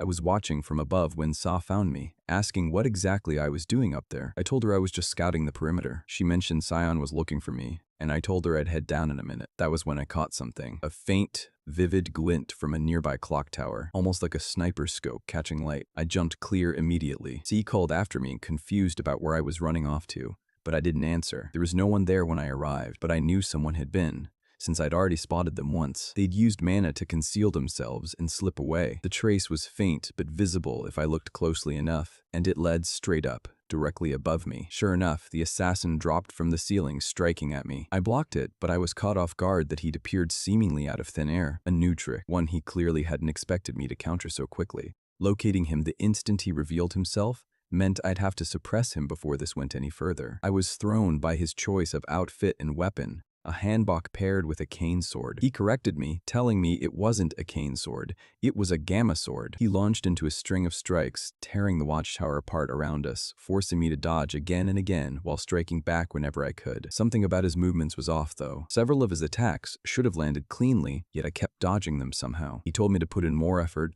then slammed his foot down and drove a sharp, devastating spear thrust straight into him. His body split apart instantly, and he told me I'd never managed to land a hit on his actual body. He shifted again, almost teleporting, unleashing another flurry of strikes that I blocked most of it. The one strike caught my cheek. That was enough to tell me two things. He relied on clones, and whenever those clones merged back together, his speed and power spiked, meaning I'd been dead wrong assuming there was nothing I could do against him. His speed clearly increased the moment his split forms recombined, an innate trait built into his ability.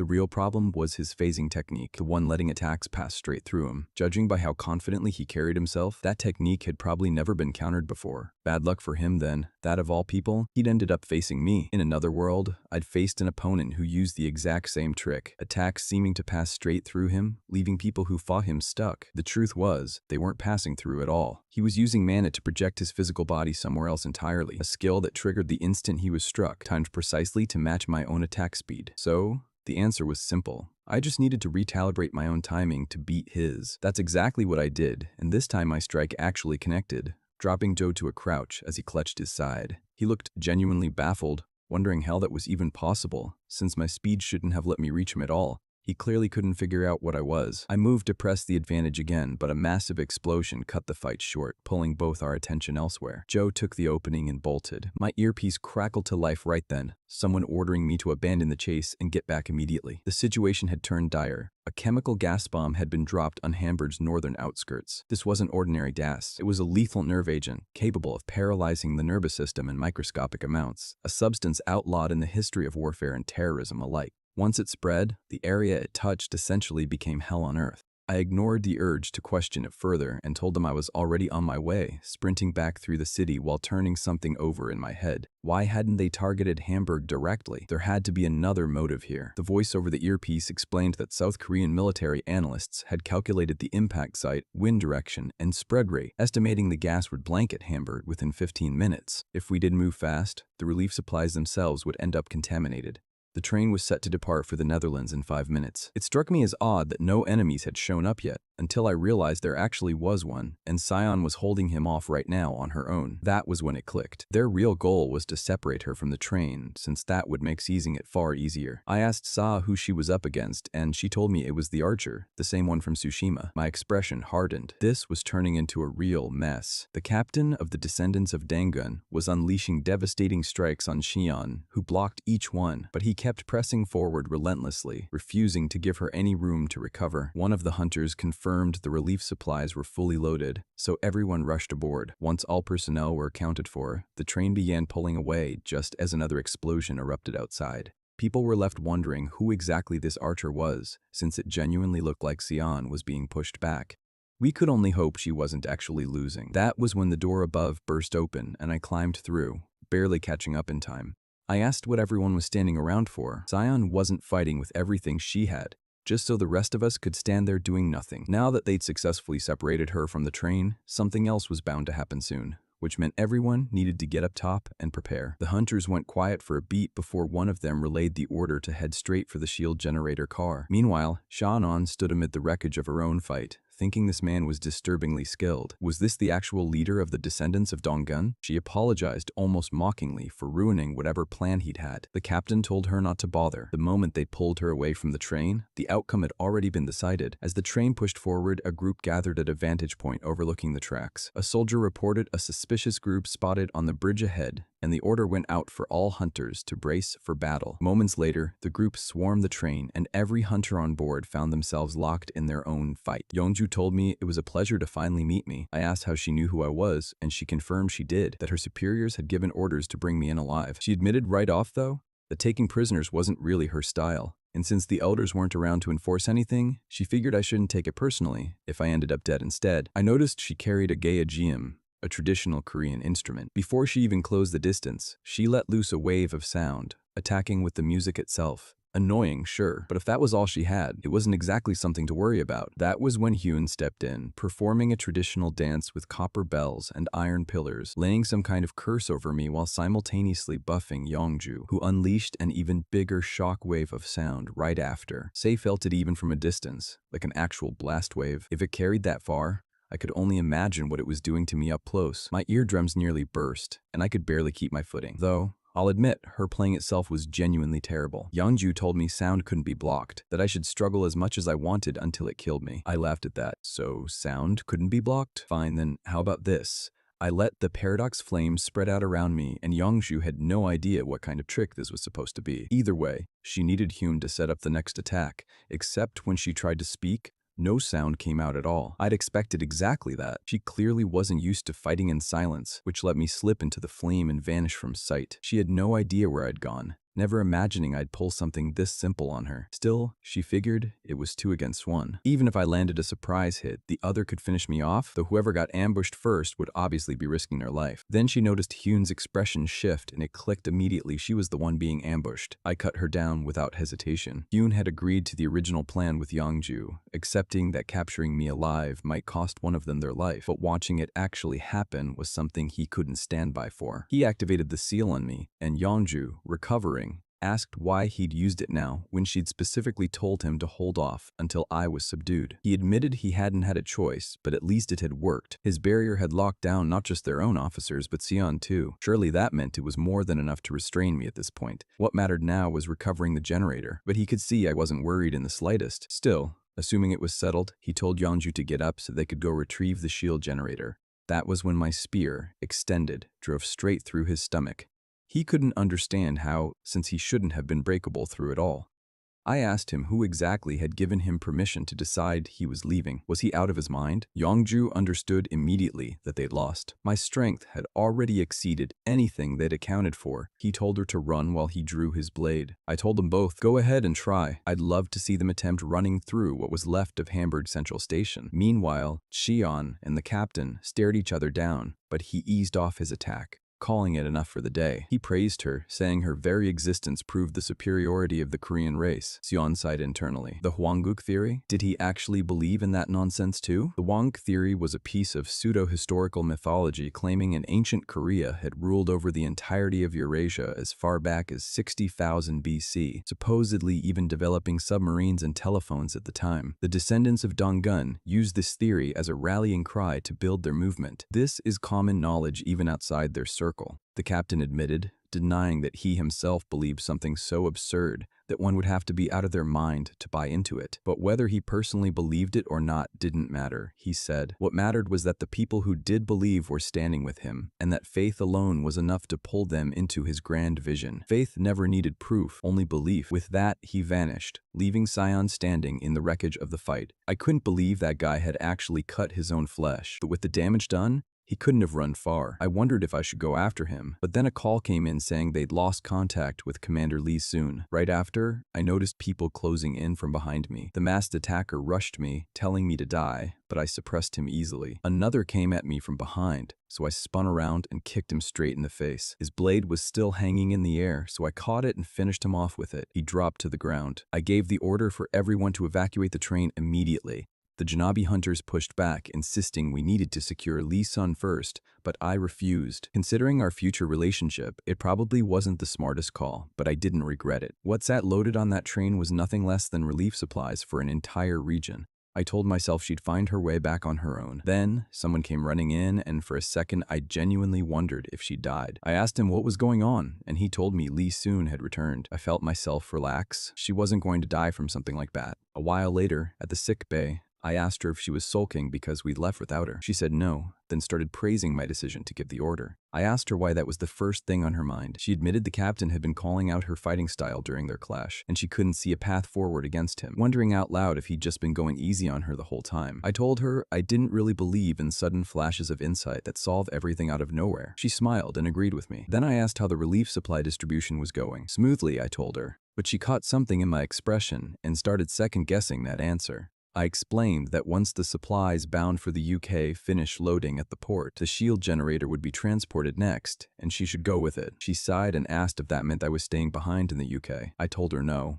I doubted the descendants of Donggun would give up this easily. She asked if I had a plan worth following. I told her I intended to sharpen my skills, and on my way back to Korea, I'd take on the rift we'd passed earlier, Bratsky's Grade 1 refrigerator rift. She looked genuinely surprised I'd reached that decision so quickly, then told me even her own first grade 1 subjugation had been brutally difficult.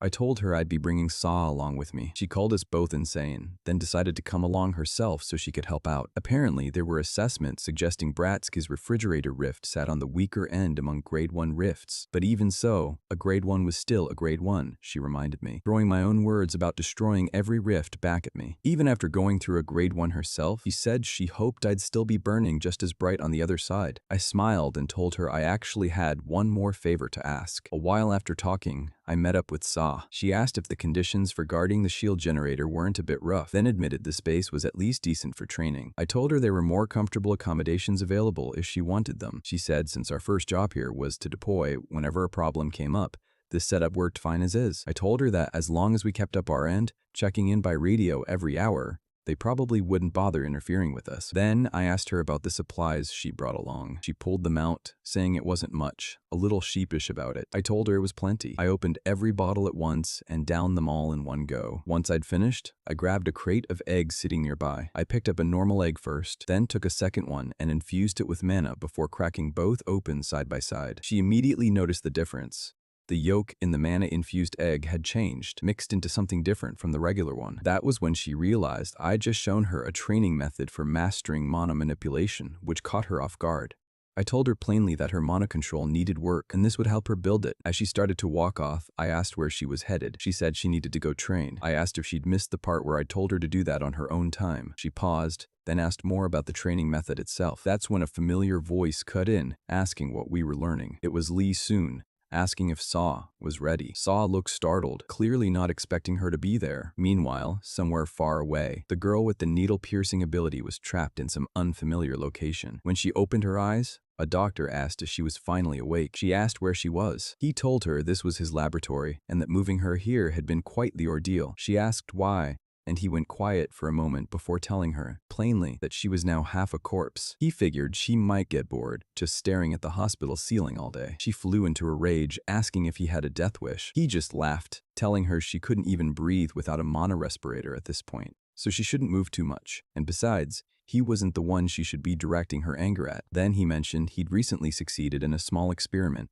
and asked if she wanted a shot at revenge. 1 month later, Sa cracked another egg, her face exhausted, and let out a sigh. She still couldn't pull it off. I told her break time was over. 5 minutes had already passed. She couldn't believe it, but admitted she'd get back to it. The egg on the plate still looked completely ordinary. We ran a 2-on-1 sparring session against Lee Soon. The training had 2 goals. The first, obviously, was to get stronger. Lee Soon came at Sei first, and Sei could hardly believe she hadn't landed a single hit yet. Right before Lee Soon could press the attack further, I used my spear to disarm her. knocking the weapon clean out of her grip. She looked stunned that she'd actually lost her greatsword. I told Saw to land the hit now. The second objective was sharpening our teamwork. Saw struck, triggering a massive explosion, and once the dust cleared, Lee soon admitted, almost reluctantly, that we'd improved, though she'd managed to disarm Saw in the process too. Right then, an emergency call came through. An attack from the descendants of Dangun, an unidentified black smoke completely surrounding the shield generator. Backup requested immediately. Oh shit, here we go again. We took off at full speed, and I found myself shouting why on earth Saw was the one driving. She told me it was because she was the only one with a license. Lee soon asked if she could even drive safely under these conditions. That was when I spotted something ahead, some kind of human-shaped monster charging straight at us. Without hesitation, I knocked it clean off the road, the impact throwing off our balance hard. I told him to stop, looked it over, and said I didn't think this thing was actually human. It started rising back up, saying it had finally found me. The moment I saw its face, I recognized it instantly and rejected what I was seeing. Kim Ji-yeon, the monster, readied itself to strike, saying I had no idea what she'd given up just to reach me. The strike that followed triggered a massive explosion. I was genuinely surprised I'd come out of it in one piece. Meanwhile, I'd already burned away every muscle in my body, just absorbing that hit, which left me wondering how she was even still moving. I told the others the plan had changed. I'd need to finish her off before we could move on. Lee soon told Saw they should split up, that she'd head for headquarters while Saw made for the harbor. Then she turned to me and said, the thing looked like it had a personal score to settle with me, so I'd better make sure I finished it for good. She told Saw to abandon the wrecked car, and as they pulled away, the creature mocked Lee-sun for running, telling her to kill us all, but to make sure I went first. It was almost funny hearing her get compared to the level of Inchan's Batman. She told me that from the moment I'd crippled her, she'd sworn to herself that she'd put me through the exact same thing. She charged straight at me, and in that moment, I knew this could turn dangerous fast. At the same time, Saw couldn't believe it. Every hunter stationed at the harbor had already been taken out. Ahead of her, a group had been watching from a distance before leaping down, landing just a few meters away. One of them, wearing a mask, said he'd come to check whether they were dealing with stragglers. They quickly realized she was the daughter of the Kai group, and one of them jokes that they'd be looking at a hefty ransom for her, just like they pull off back in Nigeria. Sai wondered if these three had really taken down every hunter here on their own. Trying to throw them off, she cracked a joke, saying the Kai group's little princess would be just fine. That got a laugh out of them. Though it was a weak joke at best, they'd assumed she was just some stuck-up rich girl, but apparently she was no different from the village idiot. That shift in opinion made them doubt anyone would actually pay a ransom for an idiot. With that, they decided to bring out their weapons instead. Rewind a few seconds. Sao realized she had no choice but to take these three down. She remembered what I told her once, that in a real fight, raw mana mattered less than the composure to read how the battle was actually flowing, so she made herself stay calm, planning to hold out until I arrived. Back with the doctor and a needle girl, he explained that the substance in his hand would give her new strength, an enormous reserve of mana, enough that she'd never need to depend on a respirator again. There were side effects though. Her bones would shatter, her internal organs would twist, her eyes would dry out. Still, he figured all of that was a small price for a new body. She hesitated, and his tone shifted, almost commanding, asking if she was really afraid of staying a cripple for the rest of her life. He framed it as an opportunity, a chance to pay me back for everything. With that, she went through with it, fury burning in her eyes, every ounce of it aimed squarely at me. In the present, she struck, and I could feel part of myself already giving out under the impact. With nothing else to do, I shielded myself against her attacks, refusing to give her any opening. I used the back of my spear to deflect every hit she threw, then pointed the tip straight at her now flat, board-like chest, and with a single strike, launched her into the air. She couldn't process what had just happened. She figured the moment she touched the ground would be the end of me. Funny, since she actually thought I'd let her land. Looking at me, confused, she watched as I planted my spear into the ground and used it to launch myself upward right after her, unable to believe how absurdly long that thing extended. The next instant, I was right beside her in the air. I told her, honestly, I was surprised her punches hit harder than before, then mocked her, asking if her durability matched her power at all. I unleashed a string of attacks, finishing with the dual orbit spear's infinite repetition technique. She slammed into the ground, carving out a massive crater, barely conscious, coughing up blood, wondering aloud if even this level of power wasn't enough. She told me to just kill her. To me, the whole thing felt strange. Mana was flowing through her body in place of blood, advanced sorcery that would have required dozens of mages working together even back in my old world. She wasn't human anymore. I'd lived in a world that had poured thousands of years into studying mana, and humanity's grasp on it here was nowhere close. They were closer to cavemen who just discovered fire. Yet somehow they'd built something like a kitchen knife and were using the dull edge to cut meat with it. The descendants of Dongun probably believed they'd invented this themselves. But I'd seen this pattern too many times before. This was a landmine, planted internationally by some entity that wanted humanity's labor for itself. I found myself wondering if she'd entered into some kind of contract through mana, a powerful entity extracting its own mana, materializing it and offering it to her in exchange for her agreement to the deal. I asked her if she'd even understood what she was agreeing to in the first place. Then the crystal embedded in her head let out a sharp crack. Before I could react, a massive explosion tore through the area. I managed to shield myself in time, but looking at what remained, it wasn't destruction so much as annihilation, like something had simply ripped her existence away without leaving a single trace behind. I recognized the method instantly. I'd seen it plenty of times back in the other world.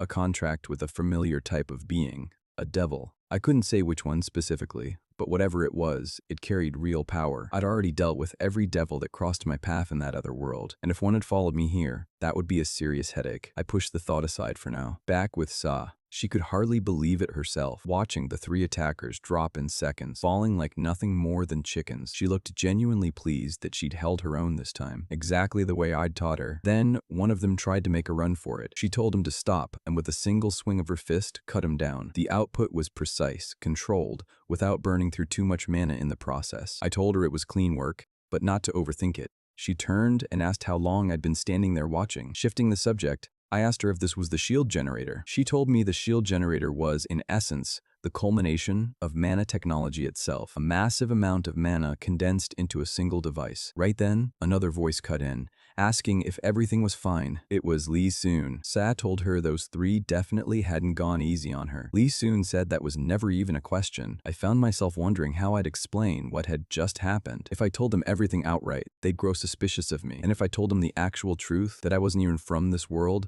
they'd never believe a word of it. Then I remembered how the other world had used certain religious groups to spread their own kind of nonsense, so I decided to borrow that approach. I told them that while fighting Kim's Yanyan, I'd been swallowed by black smoke and heard a voice declaring that destruction was approaching, that we existed beyond a veil cast in darkness. To my genuine shock, both of them actually bought it. They figured in a world already dealing with corrosion rifts, something like that wasn't exactly far-fetched. Lee soon started piecing together that something deeper might be going on within the descendants of Dongun, then fell quiet for a moment before mentioning the transfer market was opening soon. The transfer market, she explained, was a window when hunters were permitted to move between companies. I asked why she'd brought it up, and she told me it wasn't only about hunters switching companies. Representatives and notable figures from every hunter company gathered there to exchange all kinds of information. Meaning, she added, we could use that opportunity to discuss what was really going on. I admitted that if a hunter like her spoke up, it would be a lot harder for the others to simply brush it aside. She mentioned Yoon Seongyeon would also be coming to the UK to see me. I smirked, realizing just how much my reputation had grown, half wondering if he'd come to personally beg for an audience. Sa cut in, pointing out he was already married and his partner was a woman. I clarified I'd been talking about the transfer market, not him personally, then smiled and said it wasn't really my problem either way. Elsewhere in the city, at the Taibak Hunter Guild, the leader looked like he had something weighing on him. This was Sing Si-hoon, the guild's representative, wielding a unique psychokinesis skill. Yoon Sun-yeon apologized to him, which only seemed to make him angrier. Using his ability, Song lifted Yoon clean off the ground, telling him he hadn't summoned him here just to listen to apologies. Yoon admitted he hadn't expected me to become this famous. Song shot back, asking what people would think of Taibak, what they'd think of him personally if he couldn't even handle something this simple, adding that he despised hearing weak excuses. Then, with a single wave of his hand, he snapped one of Yoon's arms. Through the pain, Yoon told him I'd made it clear I had no intention of joining. Song replied coldly that my intentions didn't matter, there'd be no second chances, and Yoon needed to make absolutely sure I joined the guild during the transfer period. I watched them arrive, wondering what exactly was going on with these two. Once we were seated in the lodging office, Yoon got straight to the point, telling me that once the transfer market opened, I was expected to honor my promise to him. I told him the conditions had changed. Even glancing over the materials they'd shoved at me, it was clear they had no intention of negotiating anything from the start. Taibak operated differently from other guilds. Most partner hunters simply banded together to work and split whatever profits they generated, but Taibak had an actual representative pulling the strings, and that single distinction was both the guild's greatest strength and its greatest weakness. I pushed back, telling him that even an inactive hunter's reputation should still carry weight, but I also asked whether an inactive hunter could really even be called a hunter anymore, or if that just made him a rich, unemployed man with a title. Yoon told me sharply to watch my mouth if I valued my life. I understood immediately that Sung kept his subordinates fiercely loyal. Still, I told them flatly that I was declining the offer. Yoon wasn't willing to accept that. He flipped the table at me, catching me off guard, then followed up with a punch straight through where the table had been. I dodged in time as it shattered beneath the blow. He came at me again, this time aiming straight for my face, and as I sidestepped, the sheer force of the swing tore through the ceiling above us, hitting with the force of a wrecking ball. I decided it was time to pull my own weight in this fight. But just then, a massive wave of pressure slammed down on me, mana radiating from somewhere unexpected. Looking over, I realized it was coming from the two enormous men Yoon had brought along. Men I'd mistakenly assumed weren't combatants at all. Turns out they specialized in mana manipulation. Using that opening, Yoon struck me down. As the man threw the punch, I barely managed to dodge. I realized he was aiming straight for my temple. He had no intention of sparing me. He gave me one final choice: join the Tieback Guild or meet my end. I was quite surprised by how terrifying he looked. Then, without warning, I unleashed my dark flames. They immediately engulfed him, and it wasn't just him. The members he brought were caught in the flames as well. They quickly realized their mana manipulation wasn't working. Their strength was fading away. I slowly stood up and asked if they really thought they were the only ones who had ever threatened me. I was getting tired of it. Then I revealed the truth about my flames. They would never go out until everyone involved lost their strength and stopped breathing. In other words, they were going to die regardless. The leader immediately screamed that I'd never get away with killing a member of the Tieback Guild, but I reminded him of the Tieback motto, survival of the fittest. After a while, Han Senga quickly brought Lee Sezun to the scene, and she was quite surprised that I had actually killed a Tieback hunter. I told her I couldn't just let myself get killed. She then warned me that they would come after me, but I told her that the Tieback Guild was an organization I couldn't get along with anyway. Sooner or later, we were bound to clash. She then warned me about their representative, Song Si-hoon, a psychokinesis user. I wondered just how strong he was. She reminded me of what happened at Big Ben, Buckingham Palace, and the London Eye. He could juggle all of them at once using psychokinesis. I immediately realized that someone like him was practically a natural disaster. With that kind of strength, I asked if he was even stronger than her, but she then told me about his weakness. His psychokinesis only worked within a 20-meter radius. Hearing that, it was funny. It hardly sounded like a weakness to me. I figured that the moment any attack entered his range, he could simply block it with his powers. There also wasn't much time left on our contract with the UK. The shield generator installed in Dover had almost finished gathering the full data, so we needed to boost our reputation even further before the transfer market opened. Then, I asked her once again if she thought I was capable of clearing the Grade 1 corrosion rift in Russia. After a long pause, she told me that from Grade 1 corrosion rifts and above,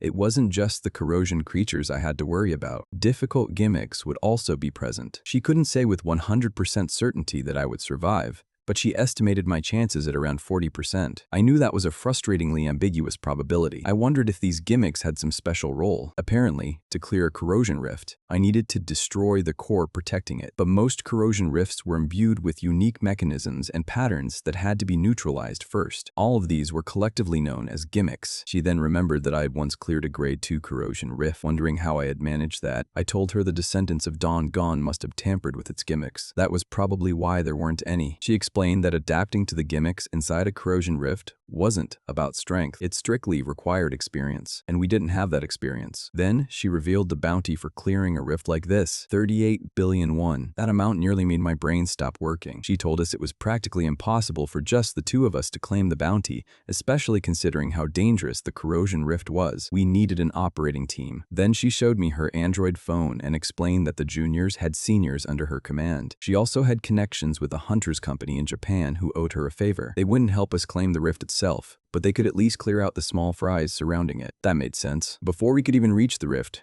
we'd have to deal with a large group of slimes blocking the way. Then she told me something I really didn't want to hear: the cost. After calculating all the expenses, we'd be left with only 1.5 billion won. I was shocked. I wondered if we even had enough money to hire all those people. She told me we would pay them after we succeeded. Han Sang-ga then asked what would happen if we failed. Her answer was simple: we'd fall into debt, but since we were hunters, we'd at least be able to pay the interest until we died. I knew Han Sang-ga was basically a nepo baby, so if things went wrong, I'd be the one drowning in debt. Still, she told us to stay positive. If we succeeded, we'd be rolling in money for the rest of our lives. I knew it was either go all out or go home, so I decided to do it. After all, you can't pick 1,000,000,000 won off the floor. After a week passed, she briefed us on the mission. The generator was a corrosion rift that only allowed 2 people to enter at a time. No other hunters would be entering while we were inside. With that, she wished us good luck. Then I remembered something she had said earlier. If we failed, we'd fall into debt, but if we failed, we'd actually die. So who was going to pay it back? She reached into her suit and pulled out 2 pills, calling them Salvation Glass Candies. She had borrowed them from the Korean Hunters Association using her name. If we ever found ourselves in danger,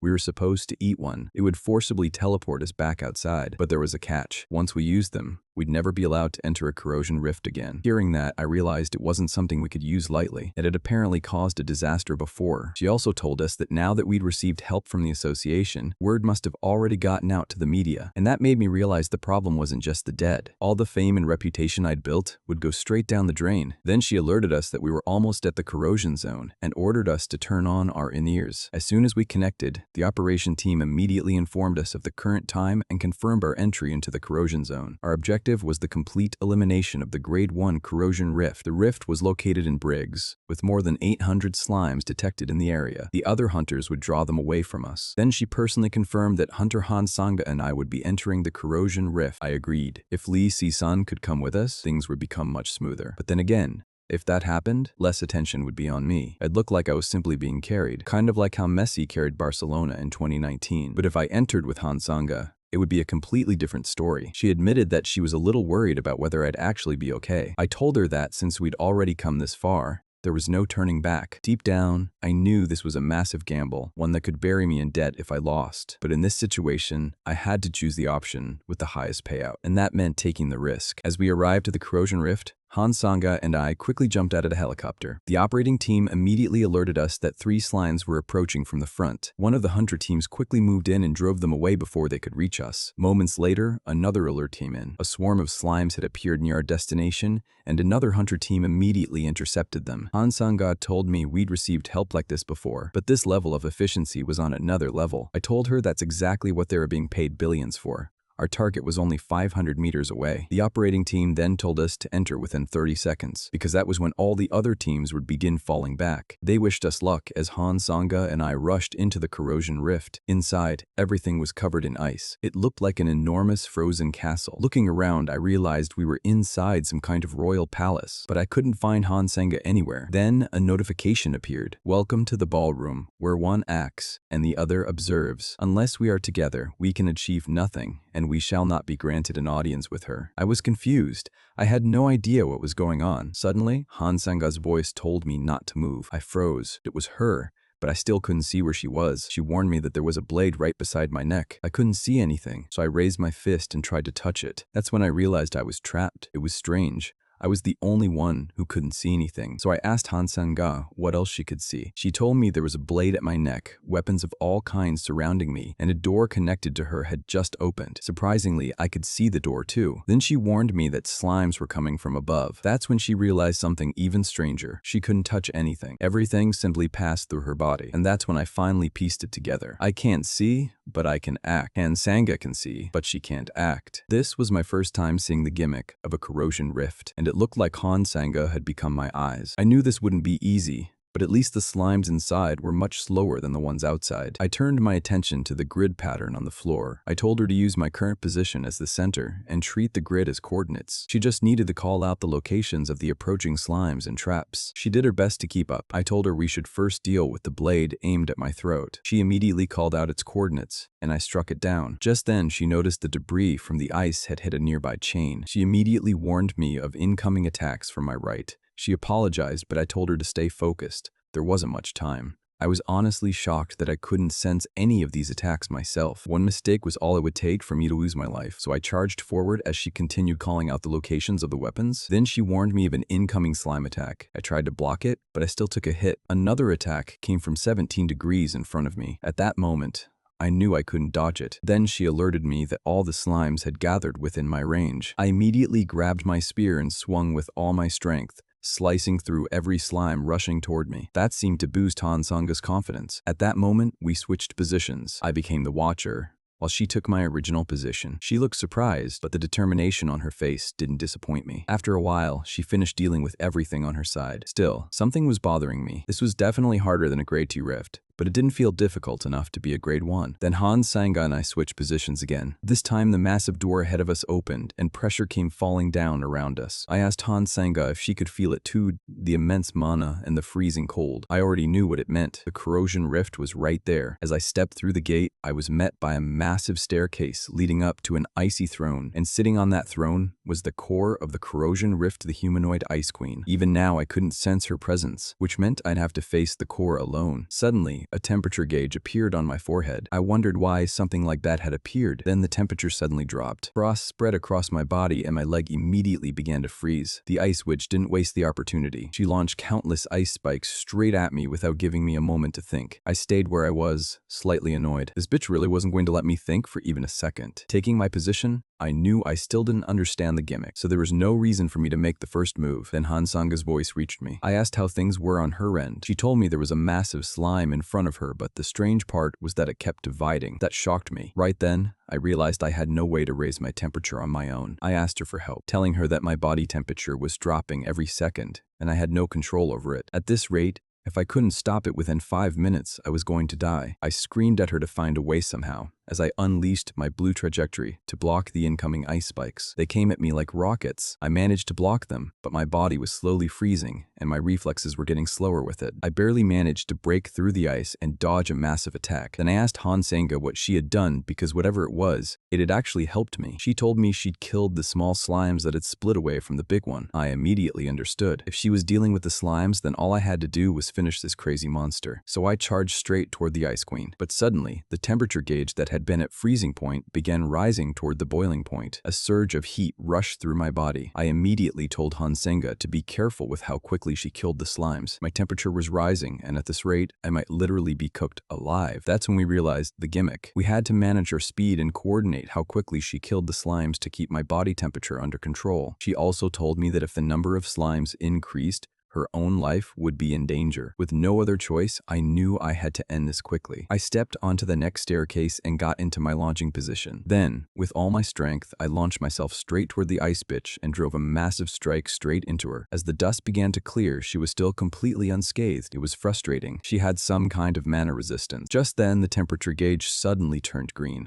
Sanga told me that the slime division speed had suddenly slowed down. I began to wonder what had changed. The only thing I'd done was get closer to the ice queen. I quickly pieced it together and launched myself back, putting some distance between us. Then I asked her, "What about now?" She told me the slime division speed had increased again. That's when everything clicked. If I got closer to this ice bitch, the number of slimes decreased. And if the number of slimes decreased, Sanga couldn't kill enough of them to raise my temperature. I'd eventually freeze to death. But if I kept my distance, the number of slimes Sanga had to deal with would increase. I could have just burned this entire place down with my paradox flames. But if I did that, Sanga would also be affected. So I called out to her and told her to hold on for as long as she could, because from this point on, we were fighting a war of attrition. The scene then shifted to the city, inside the operator team's Seagull control room. The control head asked one of the operators how long we'd been there. She told him 3 days. He was worried, wondering if we'd be okay on our own. Meanwhile, inside the corrosion rift, the ice witch was surrounded by my flames. She continued launching ice spikes at me without stopping. It had been over 60 hours of relentlessly pounding away at her, yet her mana resistance still hadn't disappeared. Then I noticed something. The freezing was starting again. I called out to Sanga, urging her to keep pushing. She quietly wondered to herself if we were going to keep doing this forever. She was reaching her limit. Suddenly,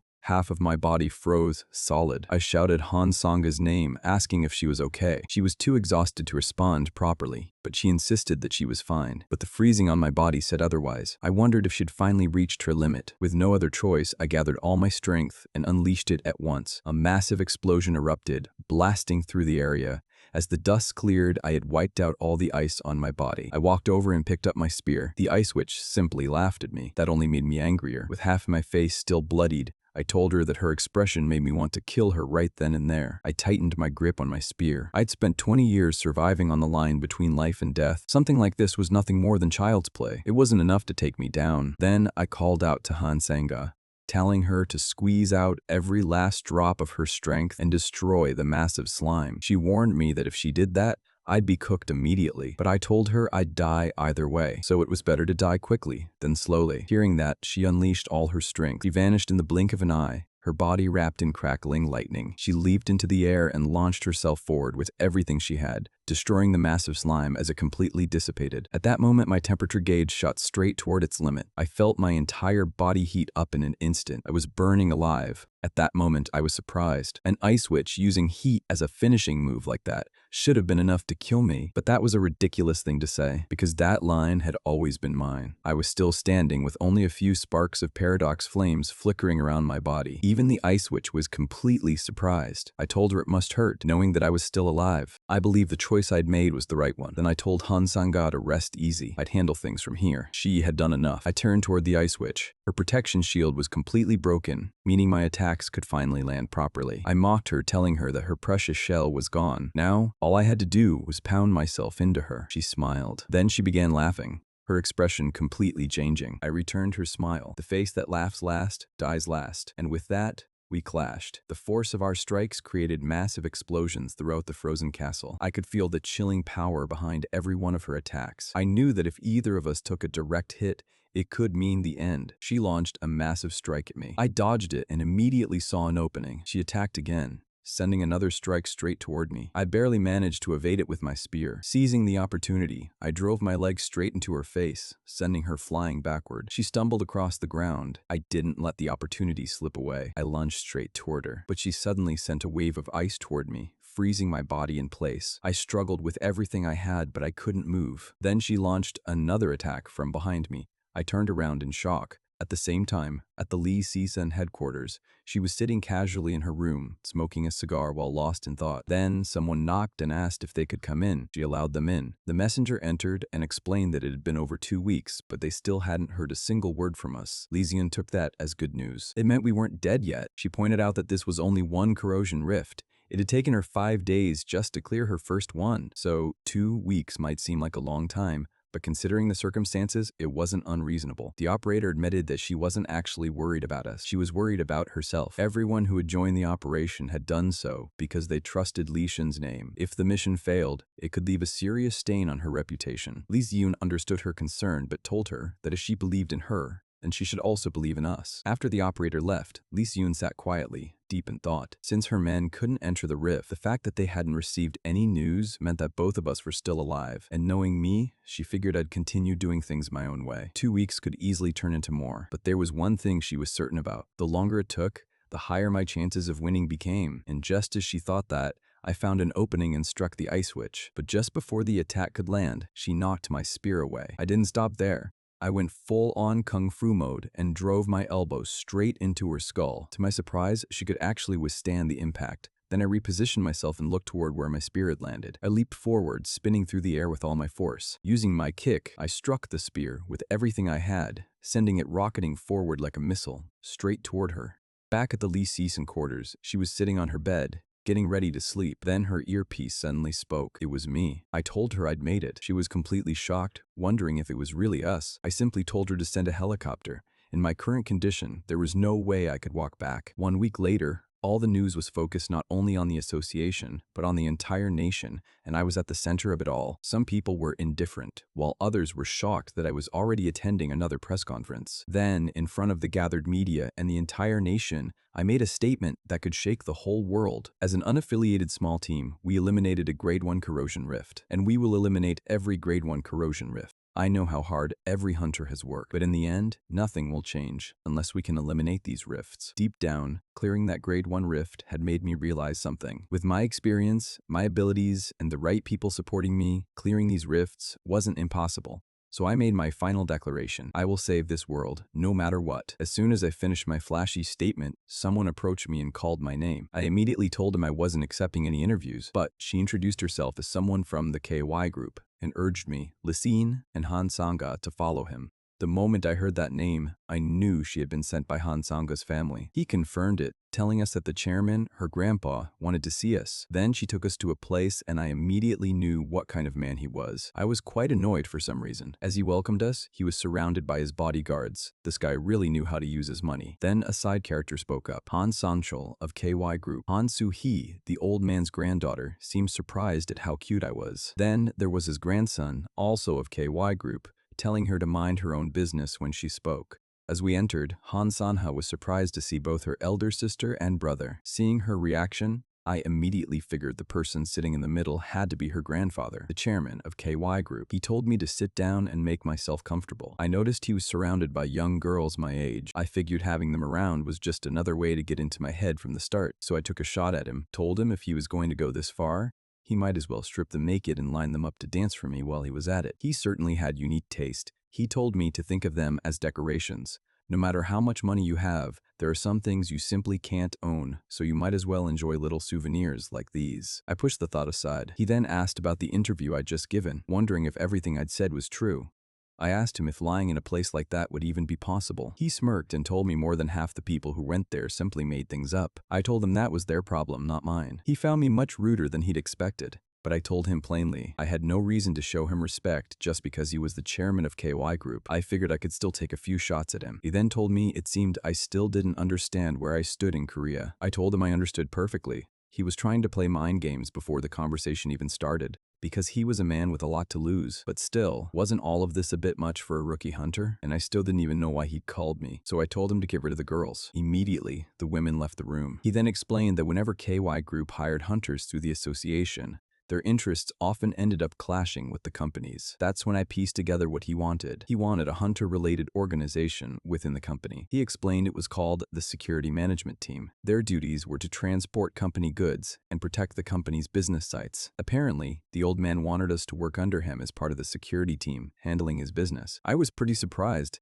It hadn't even been 5 hours since the conference ended, and he was already trying to hire me. Well, he clarified he didn't mean immediately. Maybe in a year or two, I could simply pretend to consider the offer and quietly come over when the time was right. Then Han Sung-ga brought up something she'd always asked him about, the Club Shenda incident in Palestine. She wondered if they were ever going to give up on it. Hearing that, he told her not to let revenge consume her. She was still too young, and there were plenty of other things she could do. But Han Sang-ga reminded her grandfather of the vow she'd made the first time she picked up a sword. She'd sworn to cut down anyone who stood in the way of her revenge, even if that person was her own family. That made her elder sister immediately stand up in anger. I cut their argument short and declined his offer, but the old man simply apologized. Like everyone else, he didn't seem to consider decline a valid option. Suddenly, 2 massive bouncers stepped up beside me. The chairman then asked if I knew how he'd gotten to his position. If someone wasn't on his side, his next move was to crush them. I found that amusing. I asked if he was really planning to deal with me using these guys. Surprisingly, he asked if I didn't use mana around me. I wondered how he knew. He explained that this bunker could regulate the mana in the air however he wanted, and right now, there was no mana in the atmosphere. He gave me one final chance. Either I came under him, or I left this place as a corpse. That made me smile. I slipped a ring onto my finger. He warned me his patience had limits. Suddenly, the air around us turned freezing cold, and my hands began to freeze. I told him I hadn't come here unprepared either. I remembered the grade 1 corrosion rift reward I'd brought back to Lee Siyun, a mana-resistant long coat, and the domination ring, which could freeze an enemy solid if they failed to resist its power. And the most miraculous part? It didn't even require mana. I activated it. The entire room instantly froze, including the 2 bouncers. I stood up and wondered why rich people were always like this. Then I walked toward the chairman and put it straight to his face. Whatever he was planning meant nothing to me. He asked what I wanted. Hearing that, it was quite tempting. After a while, Han Senga and I left. She told me I'd just made trouble with KY Group,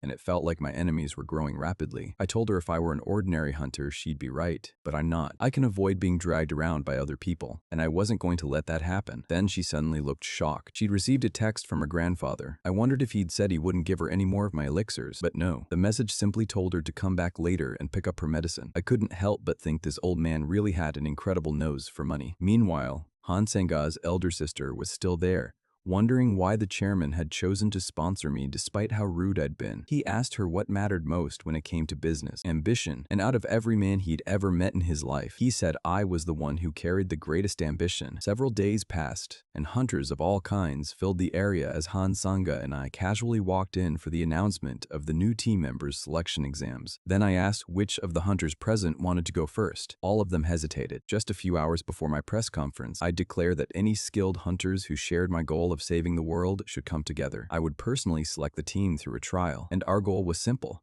the annihilation of Club Shadal and the rest of the Grade 8. Eventually, one of the hunters stepped forward. He said he'd heard my speech and found it impressive.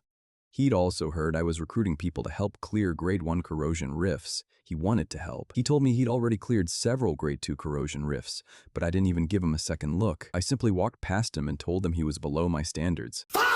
That immediately pissed him off. He waited until I passed before throwing a cheap attack at me, telling me not to get too cocky. I only glanced at him from the corner of my eye. A few seconds later, his head was buried in the ground. I told him this wasn't a kid's game. I was also going to have a few words with the chairman when I saw him. I reached behind my waist and pulled out my spear. Then I looked at the remaining hunters. Come forward, one at a time. The selection trial had begun. 8 hours after the trial started, I was still using them as punching bags. I struck one hunter so hard he went straight through the wall. He immediately declared his defeat. It was quite boring, but I still thanked him for his effort. So far, 214 people had applied, and not a single one had passed. I started wondering how, after 8 hours, I hadn't even needed to use any of my skills. Most of them were so weak my ring alone could freeze them. It was becoming a hassle. I was hoping at least someone with decent stats would show up. And just as I thought that, someone walked in. From the aura around him, I could tell he might actually be good. He introduced himself as John O'Han, a sniper. I simply waved my hand, telling him to attack. He raised his gun and pointed it straight at me. Then he fired. He started with a single shot before quickly loading another round. In an instant, he fired 3 shots. I immediately realized he wasn't joking around. I activated my paradox flames and burned away the rotational force of the bullets. Once their rotation was gone, deflecting them with my spear was easy. He looked genuinely surprised by my reaction. Taking advantage of the opening, I leaped into the air, ready to finish him with my spear. I slammed it into the ground with enough force to shatter the floor, creating a massive dust explosion. As the dust began to clear, I was surprised by what I saw. He'd somehow evaded my attack by flying through the air. It was the first time I'd ever seen someone fly using a sniper. He looked like a soldier straight out of Call of Duty. He was using mana to keep himself airborne. Then he told me he still had a few tricks left and wanted to keep fighting. He continued firing at me as I deflected every bullet, slowly closing the distance while he kept retreating. Surprisingly, he lasted 30 minutes, but by then, he was already completely exhausted. He looked surprised none of his shots had managed to hit me. Looking at him, I felt like he could still keep shooting, but he waved the idea away, saying he didn't have that kind of stamina. Still, seeing the sniper in his hands, I knew he wasn't exactly built for close-range combat, so I lowered my spear and gave him one last chance. I told him to prepare one proper shot and fire. I was curious to see what he could really do. He was amazed by my confidence, warning me that even if the bullet didn't hit me directly, just getting grazed by it could still cause serious damage. I wondered if he really wanted to end the fight like this. It would be a shame. Hearing that, he simply smiled. Then he reminded me he'd already told me this shot would take some time to prepare, but if it landed, I might end up in the hospital for several weeks. Curious, I asked him if firing the shot actually hurt him or if it only hurt when he was hit by his own attack, but he ignored me and fired. The shot moved at blinding speed, coming straight toward me. I immediately readied my stance and raised my spear. With a single sweep, I deflected it, but the moment it made contact, I felt the force behind it. It was like being torn apart by a pack of monsters. The blade flew into the air, but then suddenly changed direction and came straight back at me. I deflected it again, and again, and again. Watching from a distance, the sniper finally realized something. I wasn't just skilled. My eyes were incredibly sharp. He couldn't believe that after throwing so many attacks at me, he hadn't managed to land even one hit, not a single one. At the same time, it was becoming seriously troublesome. These weapons were moving at the speed of sound. Even if I tried to predict their patterns and deflect them, they'd instantly change direction and come straight back at me. On top of that, he fired whenever he thought he saw an opening. Seeing his expression, I was honestly impressed. He was much better than I expected. I leaped into the air, dodging and deflecting every shot coming at me. Then I launched myself toward the ground like a rocket, creating a massive impact. Dust filled the entire area, completely blocking the sniper's vision. I burst through the dust and charged straight at him. Then I grabbed him by the face. It was time to wrap things up. I threw him away. sending him flying through the air and crashing to the wall. As the dust cleared, he was down on one knee, using his sniper to support himself. I wiped the small amount of sweat from my face. That was pretty rough. The sniper quickly admitted defeat. The strength behind my attacks was just like the rumors said. I really was a monster. But as he looked up, he noticed I was still staring at him. He asked what I was looking at. I asked why he'd stopped. His output was still the same as before. From what I could tell, he could fire at least 3 more times, and that weapon was still packed with mana. I wondered if he was waiting for me to lower my guard so he could launch a surprise attack. He didn't say anything. I told him that next time, he should just throw everything he had. He shouldn't wait for an opening. An ambush was all about timing. He smiled and admitted he couldn't get over how ridiculous this fight had been. Then he asked if he could speak casually with me. I agreed. He stretched out his hand and told me he'd never tried a proper one-shot combination before, but he thought it might be possible if he teamed up with me. I shook his hand. It's not a question of whether it's possible. We have to make it happen. That's the result we're after. Out of more than 214 applicants, I'd finally found someone useful, and his strength was exactly what I needed. I fought with a spear, while Han Sanga used a sword. Even if Lee Sun joined us, we'd still be limited to close-range combat. Now that we had someone who could provide support from several kilometers away, he was the final piece we needed. But then he told me something I needed to know. He would do anything for money, even betray us. Maybe that was why people called him Jung the Trash. I said it was quite a memorable name. He explained himself without hesitation. He told me to keep it in mind. The moment he found someone willing to pay him more, he could leave me and join them. I was genuinely curious why he was telling me this so openly. He simply said he didn't want me coming back later and complaining when he eventually betrayed me. I caught his blade and wondered if this was what he meant when he said he'd do anything for money. I walked toward him and told him there was a group of cultists operating underground within the Hunters Association. Apparently, they'd been responsible for several recent killings. I told him I'd pay him. He just had to go there, kill every single one of them, cut off their heads, and bring them back to me. Then I asked him if he could really do that. Looking at his expression, I started wondering if everything he'd said about doing anything for money had actually been a lie. He hesitated for a moment and told me not to make a big deal out of it. He'd be back later. As he turned to leave, I called him back. I told him someone who'd truly do anything for money wouldn't react like that. He looked confused, wondering what I was talking about. Normally, the first thing someone like that would ask is, how much? But judging from his reaction, he wasn't really that kind of person. He was just desperate. That made me curious about why. People who become desperate for money usually have some serious circumstances pushing them into it, so I warned him not to casually say something like that again. Then, I raised my fist and punched him lightly on the shoulder. You've passed my trial. I told him I'd be waiting for him at the Hunters Association training room at 9 p.m. the next day. I urged him to come prepared, because at his current level, he wouldn't stand a chance. Starting tomorrow, I was going to punch him real hard. He didn't quite understand what I meant, but simply said he was looking forward to it. Then Han Sanga and I stepped outside. She told me his skills seemed a little weak. I told her it was fine. I could knock him into shape quickly enough. Then I wondered if she was worried because he'd soon catch up to her. But she waved that thought aside. What was really bothering her was something much simpler. She was hungry. There was a cafe near the building, so she suggested we go grab something to eat. But before we could leave, another person approached me. He introduced himself, saying he was from the main branch of Cabin Cafe and asked if we could spare a moment. The moment Han Sanga heard the name, she reacted. She seemed shocked. I wondered if she knew about them. She told me it was a famous cafe that hunters often visited. The food there was on a completely different level compared to other franchises, and the owner personally prepared the dishes. Apparently, her company had been trying to recruit them for over 4 years. The man in the suit confirmed she was right. In fact, the reason he'd come to us was that the owner personally wanted to meet me. That surprised both Han Sanga and me. A while later, our dishes were served. They looked incredible. After taking just one bite, Han Sanga and I were blown away. It felt like we'd entered a completely different world. The owner then asked if we liked the food. She'd figured we might be hungry, so she prepared the dishes herself. Then she asked if everything was all right. She was Sasanghi. I bluntly told her the truth. The food was so good, I honestly wondered if she'd put some kind of drug in it. But now that I'd finished eating, I wanted to know the real reason she called me. She brought out some documents and asked me to look through them. I quickly scrolled through the pages. Then I saw something that surprised me. She told me it was a corrosion rift located in Changchun, Jilin Province, China. A grade 1 corrosion rift called Jiaongak. She then revealed something she didn't usually tell people. They also sponsored hunters they considered talented, especially those willing to take on and subjugate grade 1 corrosion rifts. But then she explained the problem. Once those hunters made enough money, they no longer had any reason to risk their lives for something like this. I wondered why she kept doing it. That's when she finally told me the truth. This was where her husband had died. The stress of losing him had caused her to suffer a miscarriage.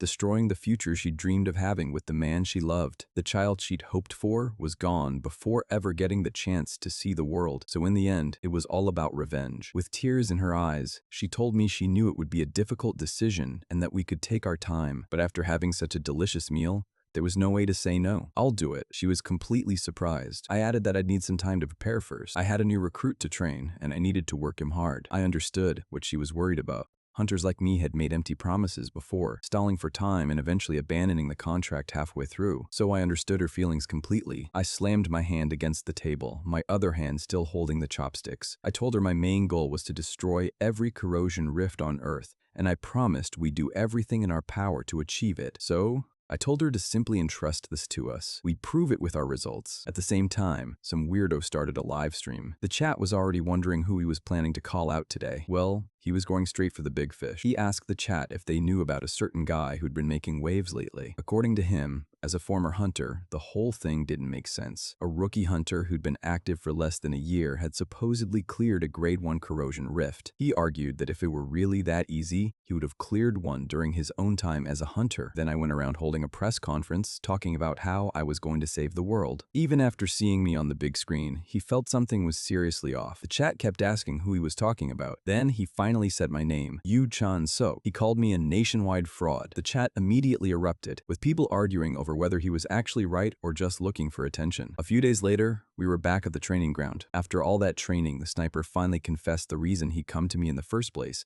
was because he could smell money coming off me. But I wasn't going easy on him. I told him straight. I was rebuilding him from the ground up. A sniper wasn't just someone who stood far away and pulled a trigger. He needed to calculate his enemy's position, movement, and timing. If he kept relying on one powerful shot, he'd never improve. Then I turned to Han Sang-ga, who'd already been beaten to a pulp by me. I told her that her attacks, designed to finish an opponent in a single blow, required extreme control over her output. Before I could continue, she showed me something on YouTube. Apparently, that weirdo was quite popular. He'd uploaded a video calling me a fraud. In the video, he went deeper into the accusations he'd made during his live stream. He claimed he'd investigated my background and found several suspicious things. I'd only been active for a short time, yet I'd supposedly cleared multiple grade 1 corrosion rifts, one in Korea, the others overseas, and the only evidence that could actually be verified was a video. He also pointed out that Lee Soo-ruk had accompanied me to Bratsk, and then there was Han Sang-ga, who was apparently the granddaughter of the chairman of KY Group. I was a hunter who'd been active for less than a year,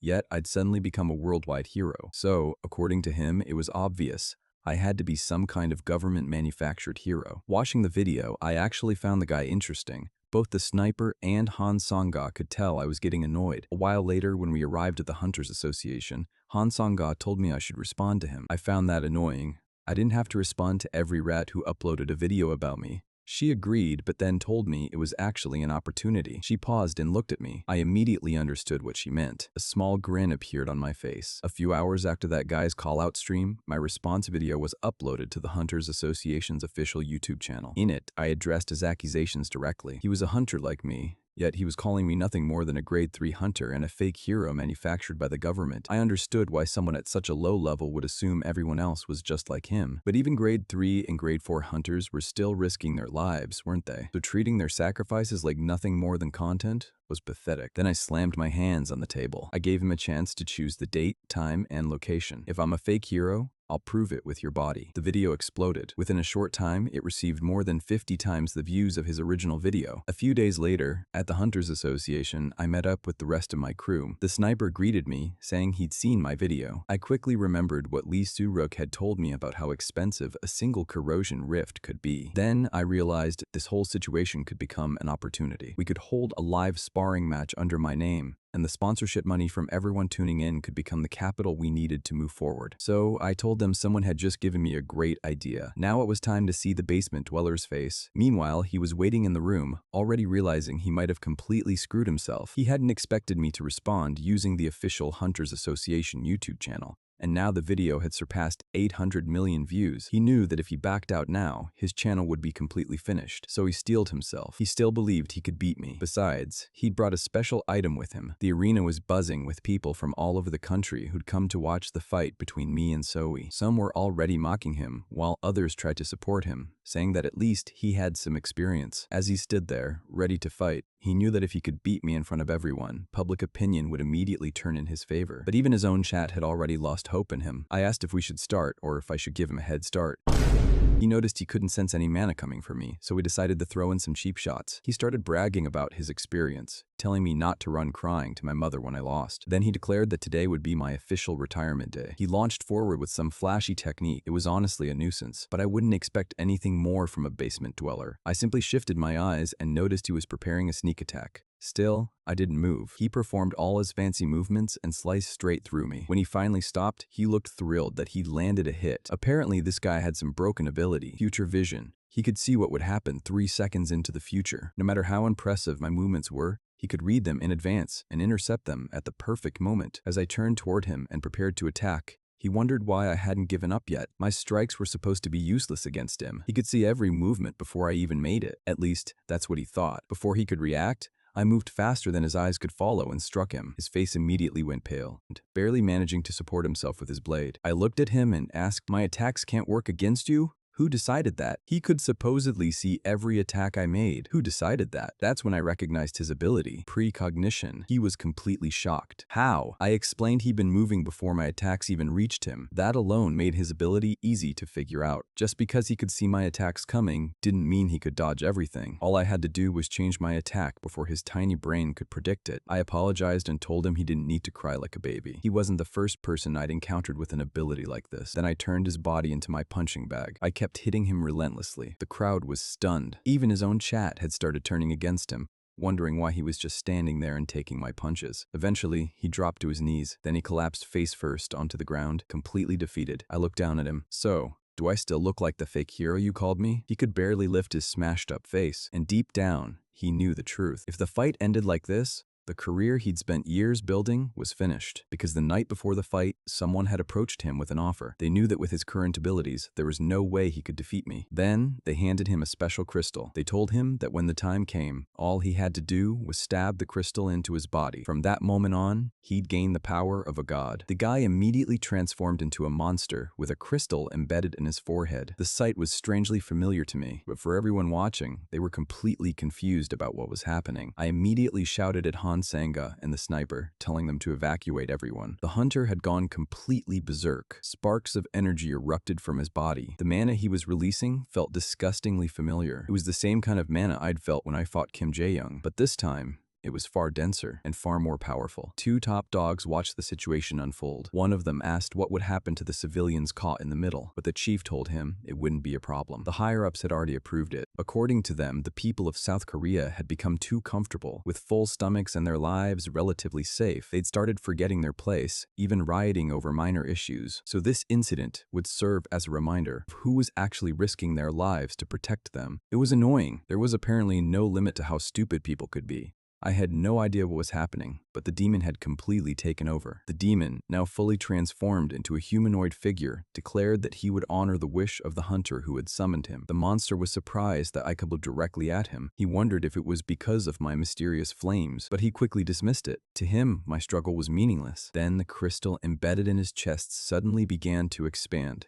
It opened like a massive black hole. From inside, countless creatures resembling bees began pouring out. I immediately raised my spear and sliced through them. I quickly realized what he was trying to do. He wanted to overwhelm me with sheer numbers. But in the end, a bug was still a bug.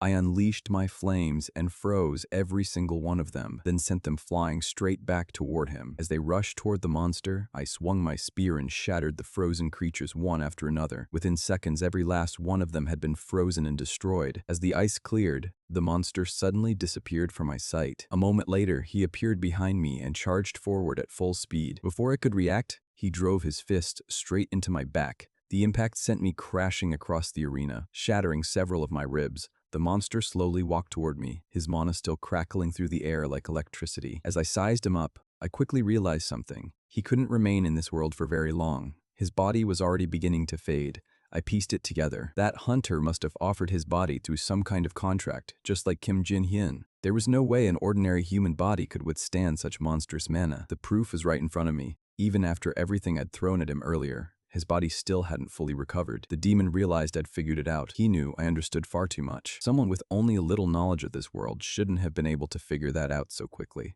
I stood back up and told him I'd been around for a long time. Judging by the amount of mana he was releasing, his body could only hold out for about 3 minutes. So from this point on, I'd made my decision. I would endure his attacks until his time ran out. He suddenly threw another massive punch at me. I managed to block it. Then he introduced himself. He told me the masses called him Veil, and that people trembled in fear whenever they heard his name. He conjured a massive dark spear. By then, half of his body had already disappeared. He promised he would definitely kill me before his time in this world was over. I knew it. This was going to be the final clash. He launched the massive spear at me with everything he had. I wasn't holding back either. I unleashed my full strength and met his attack head-on. The collision was enormous. The force completely tore apart the surrounding area. But after all that flashy nonsense, I was still standing. I looked at him and mocked him. If that had been anyone else, they'd be dead. I smiled. But your time is up. As I fell, I told him to piss off, you bug-ass bastard.